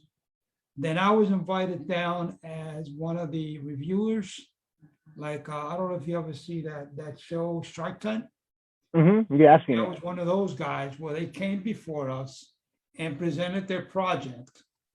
And then we would give them hints on how to better it, marketing wise, accounting wise, etc. That idea that you have would be something that a Chamber of Commerce will probably be interested in discussing with you, or a university. Number one, if you discuss it with a university and they start a program, they're going to make money because you're going to get those student loans to be able to get that education from that university. The Chamber of Commerce is going to get paid because you're going to join the Chamber of Commerce. You're going to bring more members into the Chamber of Commerce. When I moved out here, they have a Chamber of Commerce. So I talked to the president of the NAACP. I said, we need to join. What happens? You join, and now you have status among them because you get to interact with all these people that got money and that they want to invest. So what you're talking about, getting investors to invest in these kids. And it's a noble idea. It is a noble idea, and I hope if anybody's listening out here in Connecticut that could be a possible resource, especially here in New Haven, please reach out to me, because it's something that we're already building off of. We got certain machines to do certain things. We have the supplies to be able to do it, and we have the space to be able to do it. But it'd be even better if we can actually get more equipment for the kids to be able to teach them, to be able to bring more to the youth. Because again, we're starting, like we talked about a little while ago, everything that we've got, we've brought in ourselves. So imagine if we'd be able to get, like you said, the proper fundings to be able to get more of certain things, to be able to teach more kids at one time. So I think that's something that, like I said, if anybody's listening out there, in Connecticut and they could be a resource, email me, message me. But this is something that we're trying to implement with the kids, and that's just a startup program that we have. And like I said, that came across because I make clothes myself, and we have another member, Ian. He's actually the chairman out here in Connecticut. He's another one who's into his own fashion, clothes making. And between me and him, we had enough equipment to say, you know what, we don't mind donating this equipment to be able to do it with the kids. But you need capital. But now we need capital because, again, with all of that, we got to buy the T-shirt. Because, again, we're not charging the kids nothing. We want them to generate their own money so we can supply them with the T-shirts and stuff, because we want to be able to set up as, we want kids to be able to get the full experience, right? So when me and Ian was talking, we were talking about being able to set up the program, and every couple of weeks we'll have a showcase for the kids where we'll invite the community and the kids to have their own tables set up as vendors. And that way they'll be able to sell their merchandise, advertise it, set their displays, do the whole niche like if they're a vendor as an adult, but get the whole experience as being a business owner, because you're going to operate your table, if with your mom or whoever it is that you have operating your table, but it's you that's running it. And to be able to do that, I don't want to charge a kid no money for T-shirts, vinyl, none of that. We want to be able to supply that to the kids. Because again, the biggest problem is if the youth had money for any of this stuff, they would be doing a lot more. The problem is they don't have money to provide these things. So how can I tell them, or how could we sit there and expect kids to invest in a program that we're asking them to invest in? And it's not going to work. We're going to need someone else to invest in us so we can bring the services to the kids. So there is no excuse. So there is no, damn, I don't want to show up to the program because I'm not coming with no T-shirts, so I can't really work. We don't want it to be like that. We want to be able to have everything we need for the kids to come create and be able to express themselves on their designs freely. But to be able to do that, like you said, we need capital. We're building it slowly but surely. Two things. You know why rich people are rich? A lot of them either stole it or they inherited it. I was going to say cheap labor. Okay, yeah, cheap labor, they're stealing the labor. Now, we have Temple University. I want you to research this. They have a program where they guide you through from soup to nuts, developing a business plan to the point where you actually present your business plan to a panel of professors. That's a program you might want to look into. And we have a program here in Jersey called LAEDA. LAEDA actually trains you in how to start up your own business, because you need an accountant, you're going to need a lawyer, and that all costs money. Because if you get into tax problems, you're done. Listen, we've had back conversations. I told you I ran my own moving company for a while. I'm lucky that my wife has her master's in accounting, so she was able to do all. So I was able to cut an expense from my business that a lot of people may not even be able to afford that expense. But I know what you're talking about, to be able to have all those elements to be successful. Mm-hmm. You need that. How do we get there? Well, you need allies. You're going to need to go to how they did it before, the new immigrants. They had a source of money that they would go and borrow at high interest rate. And you know who that was? A lot of it was underworld. Okay, the underworld, of course, loan you money. And that was your bank. Listen, we can't do that nowadays. No, but what I'm saying is that was done. Nowadays, we have to do things differently. You have banks that are making millions and millions of dollars off Puerto Rican and Latino consumers. They need to get back. So let me ask you a question. How important it is for the people of the community to start taking advantage of the grants in their community versus allowing outsiders to come in and dictate what they're going to do with the grant money of your community in your community? How is important it is for the community to really start understanding where those grants go? Well, you have to put pressure on them. Number one, they're not going to tell you. You know why I know? I served on the National Campaign for Human Development, which provides funding to nonprofits. Mm-hmm. And what happens is that a lot of the same people come back for the same monies because they were able to learn how to do it. So we came up with an idea to teach people how to do it. How do you write the proposal? How do you set up your books? How do you get your capital to start your business? Because you're going to need good credit, because they're not going to give you any money if you don't have good credit. So why don't you go build up your credit? Attach your credit card to somebody that has good credit. It's going to reflect on you. Mm-hmm. Okay, Mm-hmm. it's gonna kick your credit score up, but you don't have the right to use that credit card. You don't have Yeah, physical use of it, but it like can speed up your credit. like a not a cosign when somebody can add you to like their credit cards Credit or card, something. That and yeah. you're gonna benefit off their Yeah, credit. yeah, yeah, yeah, yeah. I've seen individuals actually. I do that in real estate.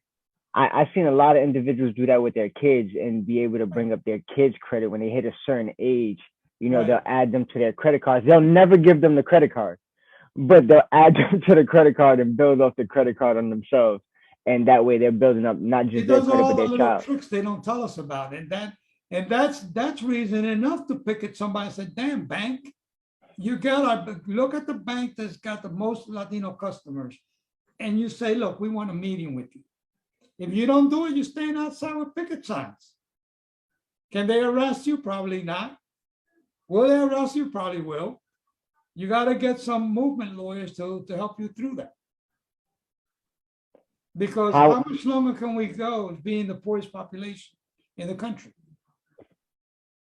And that filters down to our communities. listen, our communities even now is still taking a big hit. You know, Mhm. there's certain spots that I go to. Like I said, Philly's still rough. Philly got its real raw areas, you know, and that's Yep. not I'm not talking down on Philly at all. My hat's off to all the Philly's Philly got natives. problems. They No, but kill my a lot hat's of off to people all there. Philly natives out there. But Philly is still rough. The landlords are still really like I've been out there and you really have what they really call modern day slumlords. Like Yep. you think you would hear slumlords and you think about maybe the 80s, maybe even the 90s, early 90s, and then you think kind of like it wasn't as bad after that. Nah, you go to Philly right now and you really have some real live slumlords who buy up blocks at a time and don't do anything to these places, don't help, don't fix, don't maintain their own property. They don't care. And Mhm. that I found crazy, especially that we still have that going on in 2021. Mhm. Like I know we don't live in a perfect society. I know you guys didn't change everything, but to be able to still like Philly, certain parts of Philly reminds me of the Bronx back in the 70s and 80s. Mhm. You know, and the Bronx still looks like the Bronx in certain parts in the 70s and 80s. You Mhm. know, so we got certain neighborhoods where it's still really, really raw, and we really got a lot of cleaning up to do. And gentrification, a house that you paid X amount for, they're gonna give you pennies on a dollar. You're gonna sell it. You're gonna go get another mortgage in another neighborhood, and then that neighborhood is gonna go down also. It don't make no sense. It's a revolving door. See, we have to educate our people. That's what we did in Norris Square. Norris Square, uh, the millennials are all moving in and they're buying, and we're telling people, don't sell. You're underselling your properties. But You that's know, like in El Barrio in Spanish Harlem. I know you know how many brownstones are out there. How, yeah. how cheap how cheap were the brownstones at that time that they Uh, were selling them for dirt cheap.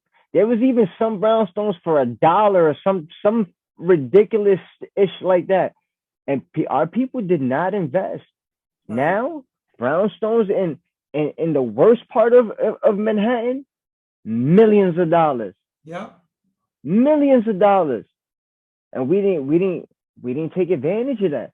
But nobody educated us on why it was But so remember, important. that $1 million property got financing from somebody to do it, No, to do the absolutely, construction. Absolutely, absolutely. But if we imagine if we would have had the knowledge back then, our parents had the knowledge back then, like, oh shit, buy it now because in 30, 40, 50, 60 years, you're gonna have generational wealth. Mhm. Because that's what that is. You Yep. know, that's generational wealth. You know, $6, $7 million, $3 million off of one property that you bought for not even a fraction of that. Like, come on. That's that that's an opportunity for generational wealth. So imagine if our people took opportunities like that then. You know how But many body that's what it millionaires? boils down to at the end of the day, it's all economics. If you have the economics, you get good health care. If you have economics, you get good housing. If you have economics, you get a good education. So it boils down to that. And we continue to be the poorest community in the country because we don't have what you talk about, that generational wealth. Somebody dies, you got to go around with a hat to ask for money to bury them because you can't pay life insurance on a monthly basis because you don't have the money. You have to use that money for food or shelter. That's ridiculous. You know what? Prime example. In Philly, did Jack taxi drivers had the medallions? Like did the cab drivers have to buy into the medallions at one point? No, I don't deal with taxi drivers. No, no, but what I'm saying was in New York, a lot of the taxi drivers predominantly Puerto Rican and Dominican Thinking, at right. one point. So to be able to be a taxi driver, you have to buy a medallion for each one of your vehicles. If I'm not mistaken, if I'm saying wrong information, I know I'm Right. close to what I'm saying is accurate. But I know to be able to own multiple cars or multiple medallions, you had to pay a significant amount of money for Yeah. these medallions. And you had a lot of Puerto Rican, Dominican, you know, even people from the Caribbean come and invest a lot of money, hard earned money, on buying these medallions, even if they had to build up to what they got to. And the minute companies like Uber and Lyft opened up, and it's not to knock any of them, you know, but Mhm. it's just to show you how when we invest in something, sometimes we invest in it for nothing. Because a lot of those individuals, once Uber and Lyft opened up, they lost that medallion. Like the medallion is worthless now. Right. Because now they're being overran by Uber and Lyft drivers when their family, you know, have a couple of $1,000s worth of medallions that were generating them millions of dollars annually, you know, due to the business, and now they don't have that no more. You Mhm. know, but that's our people, you know, that were investing. That was, you know, the line of work that we picked up at in New York at the time, you know, was that line of work. So then when you look at it and you see the generation and things changing in society, and you see where our people done invest their money, and you see little things like that, and there's really no kickback to them, that's an issue as well. I feel like that's what causes a lot of that lack of generational wealth. And I'm just using that as an example how our people invested in something to be able to have longevity and long-term wealth, and something as simple as an app killed millions of people's income for their family. Mhm. You know, and that, again, it's capitalism, because that's what these corporations are that are coming in. You as a medallion holder, you can work for yourself. You can build your own fleet if you own enough cabs and get enough drivers. But now an app comes in, you kind of battling against the machine. You're battling against something that literally is on the palm of your hand and people can demand at any moment. That's electronic versus what people used to do when they had the dispatch and all. So now it becomes a convenience issues for individuals where it's easier to hit a button here versus to call and wait for somebody on the phone. And now it's non-existent in New York, because now in New York, you know, you still have the TLC licenses, but a lot of the medallions people invest their money and don't work for nothing. So let me ask you this. What do you think about these restaurants? Which restaurants? Puerto Rican restaurants, Mexican restaurants. Everybody else is capitalizing on them. You know what? It's hard for me to sometimes judge that, because sometimes I see Puerto Ricans and Mexicans making Chinese food, and then I see Chinese people making Puerto Rican and Mexican food, and I feel like everybody's just capitalizing off each other's culture. I don't really want to talk too bad because I see No, but everybody you have in Philadelphia the ritzy sections where the same food in the neighborhood is like is like 3 times lower than what you're going to pay at this swanky restaurant. You're getting the same food. You know what bothers me when we talk, since we talking about food, what bothers me is when a culture outside the culture buys into the company but really doesn't know about the culture and produce something that's not really of that culture, Mhm. or how that culture will actually do it. I've seen that with again, I'm in Connecticut, so you gotta, if you Google the stats right now, I think Connecticut is probably number one populated of Puerto Ricans in like the number one state. And it's a Wow. fact of 2022. If you guys want to argue it, go Google it. If I'm wrong, I'm wrong. But I'm pretty sure Connecticut is number one. But when you go to these uh, rich areas, they try to emulate like our culture or our Yeah, restaurant. Taco Bell. You know what? I've even seen it started getting fancier, where Uh, they're making like high quality imitation food. you know what I had this morning? I had for breakfast, and this is a local diner because we have a lot of diners over here in New Jersey. Quesadillas, four Mm, of them, man. They were good as heck. some quesadillas. Quesadilla con beef, bacon, and chicken. They got that from one of the Latinos that works in the kitchen. Mm, Now they market it. He's not making the money. The restaurant owner is. Very popular dish. mm, mm. To Listen, say man, la cuestión es que we got to think. I mean, even in Puerto Rico, if you go to these ritzy areas, they're charging up on that food. You're paying out the gazoo for that food. mm. Because if it's in demand, it's going to sell. Listen, everything in Puerto Rico right now is expensive, man. Mhm. And that's another thing that isn't talking about. They're paying a ridiculous tax on goods coming in and out of Puerto Rico. And last time I looked, if I'm not mistaken, minimum wage is still like 7.25. Yeah. So when And Puerto they have to Rico's, pay that Ubo stuff. they got Got to to pay pay a the tax on it now. they got to pay also that Jones Act tax. Remember, nothing could go in and out of Puerto Rico if it's not on a Jones Act vessel. So they pay that tax to offload and load onto a Jones Act vessel, no matter where they ship from. So they always have that tax that's on their ass, and if you ask me, a lot of the issues could be, I don't want to say fixed, but it could start with that. Especially when you talk about the money and the economy. When you talk about Puerto Rico pays more in power and electricity in the majority of the states. That's ridiculous, especially when, say, 85% of the time they don't even have power. Mhm. To not have power and to be paying the highest and wattages doesn't even make sense. But again, that comes from the oil being so expensive, the transporting of the oil, the back and forth. That's all costly on Puerto Rico. The United States doesn't take any of that cost off. They throw that shit right on there.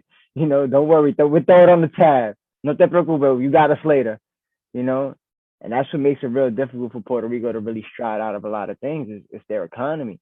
And then on top of that, all the agriculture is being removed out of there, and a lot of these corporations and these companies are being put into Puerto Rico and forcing the people to rely on work through those companies. You see more people working for Walmart and McDonald's and all that stuff versus anything that's actually produced by the land in Puerto Rico. You don't see really people working in those And you're in those not getting a fields. pension from McDonald's or Walmart either. Listen, listen. I rarely know people here in the United States that's really retired from a McDonald's or a Wendy's or any of that. A lot of them, job like that, could really wear a person down. A lot of people don't even make it to see a pension working in fields like that because it does a lot to their body, for Mhm. such little pay.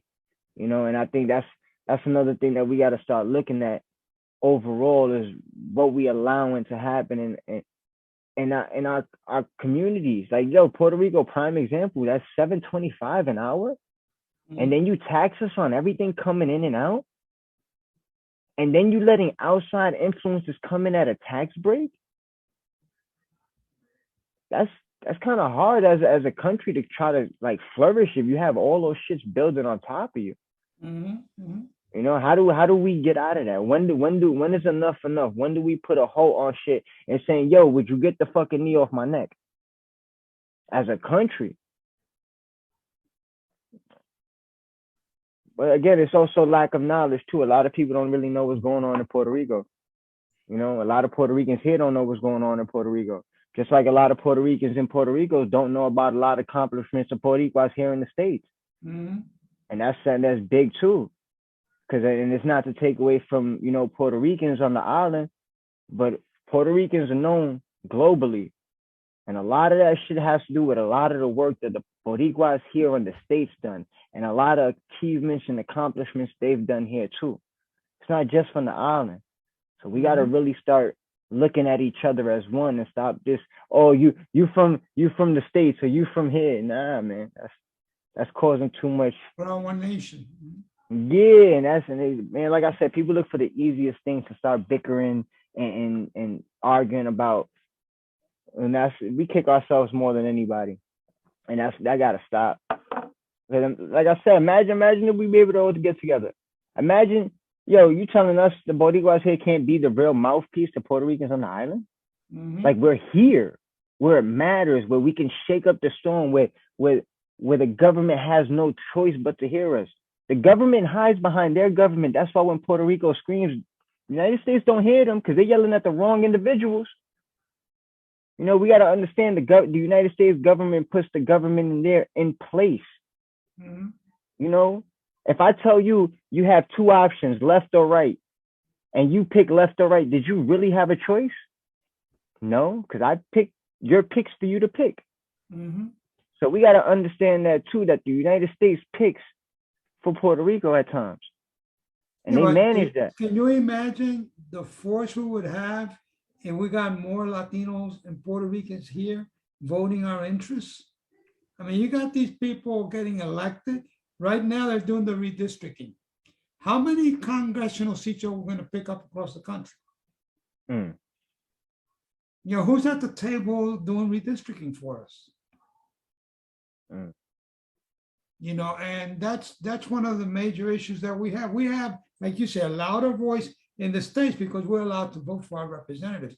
The Puerto Ricans on the island can't. But we can be their surrogates here. But we got to turn our people out. And I think that's the one thing. If we're gonna help our people back at the motherland, that's the one thing that we could definitely help right away, is being that mouthpiece for them. To be able to hear, to be their ears and their mouthpiece, because that they're not you can't see them and you can't hear them in the government's eyes here. They don't hear no evil, see no evil, speak no evil when it comes to Puerto Rico and the United States government. You know, they don't want to talk about it. It's an unwritten law. It's like Vegas. What happened in Vegas stays in Vegas. Yeah, what happened over there they ain't never happened at all. You know, I heard that from Nelson Dennis watching one of his interviews, and that shit resonated with me so much. I was like, wow. Just hearing that term, wow. And it's true. It's true. But our people too over there, we have to start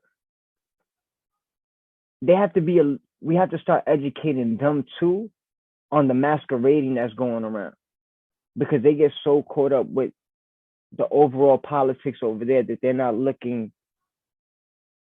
past that, if you get what I'm saying. They're not looking past the politics of their policies.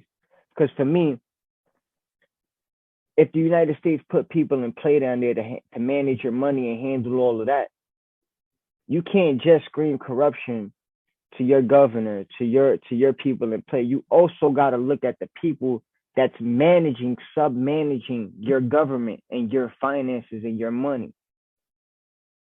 And that's something that has to be spoken about.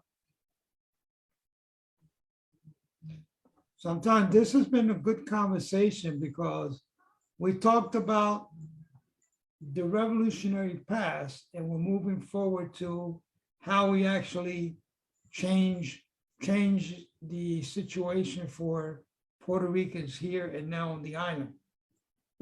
and we can do it. Listen, I think that's the one thing we got to understand as individuals. If we don't have our shit together as people, we're never going to make a difference.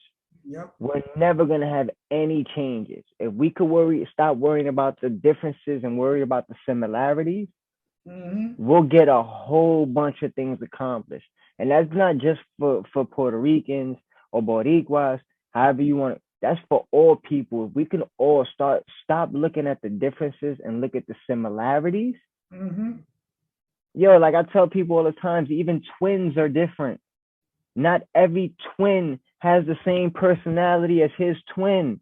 He has a completely different thought process. He may look like his brother, but it's not the same individual. He has his own personality. He has his own way of thinking. So we think that everybody has to be exactly like us. We already losing.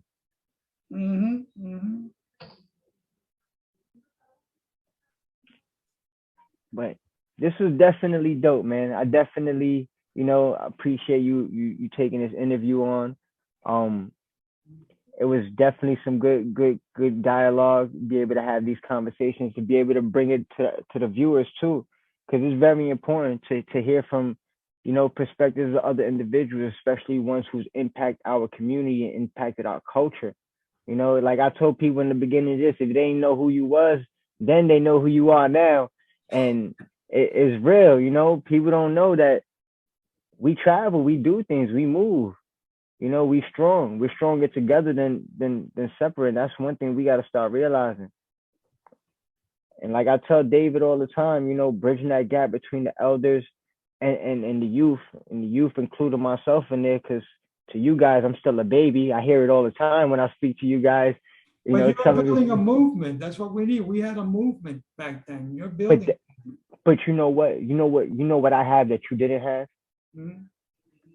I have proper guidance.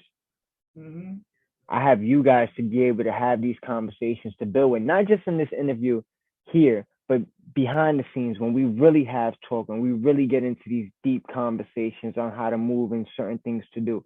That's the one thing that I want everybody, every young lord now, who's active now, to really understand. We have one thing that they didn't have to our benefit, and that's them here to be able to teach us and take what they have to say and elevate it. We could figure things out from your guys' mistakes. We can see things from your perspective, from a positive and a negative, because you guys been there. For us walking into this role in the community, it's easy for people to get overwhelmed and frustrated and said, fuck it, I don't want to do this shit. I don't gain anything from this anyway. But to be able to break things down with you guys and to show us, listen, there's no reason to be flustered with this. Look at it from this point of view. That person is the way he is because of these circumstances, and in that way, don't allow this to drag you down. That means a lot. That means a lot, especially for individuals that this shit don't come with a and for the with next a guide. generation of us. You know what? As much literature as you guys, the Panthers, the Berets, as much literature as the elders can leave behind, there's still no real guidebook on how to do this, because you're dealing with different individuals, different circumstances, different personalities every day. So you really have to feel your environment. You really have to understand what's going around you to really make a difference. And I think that's what a lot of people don't do. They don't take the time to process what's going on.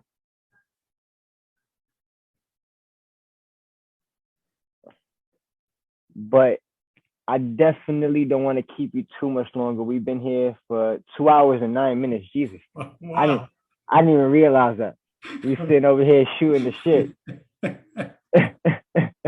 I just looked on the phone. I'm like, oh, that says 2 hours and 9 minutes. Yeah. And we touched on a lot, but there's a lot we ain't touch on too. That we'll be able to get on here again. Have another. Hey, brother, you keep up the good work, man. No, listen, man, I appreciate you for again and having. I'm here anytime you need me.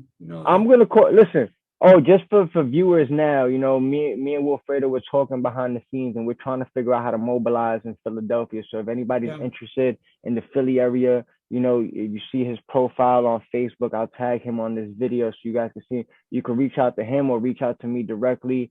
We're really trying to get something going on down there in Philly. Like he said, he don't really see too much representation for the Puerto Rican community down there, and I would love to be able to contribute down there in Philadelphia, but we need the help of the people.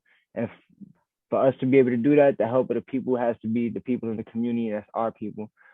So if you guys are interested or want to help and even just donate your time, you don't even got to be a member. Just let us know, because everything we do is for the betterment of our people in the community. Because ain't nobody else gonna do the fucking work for us. We gotta do it for ourselves. And if you're gonna depend on somebody else to do it, expect to be disappointed. But again, yo, Wilfredo, salute to you, my brother. Gracias. Have a good night, and I appreciate you, man. Thank you, brother. Oh, no problem. Let me see.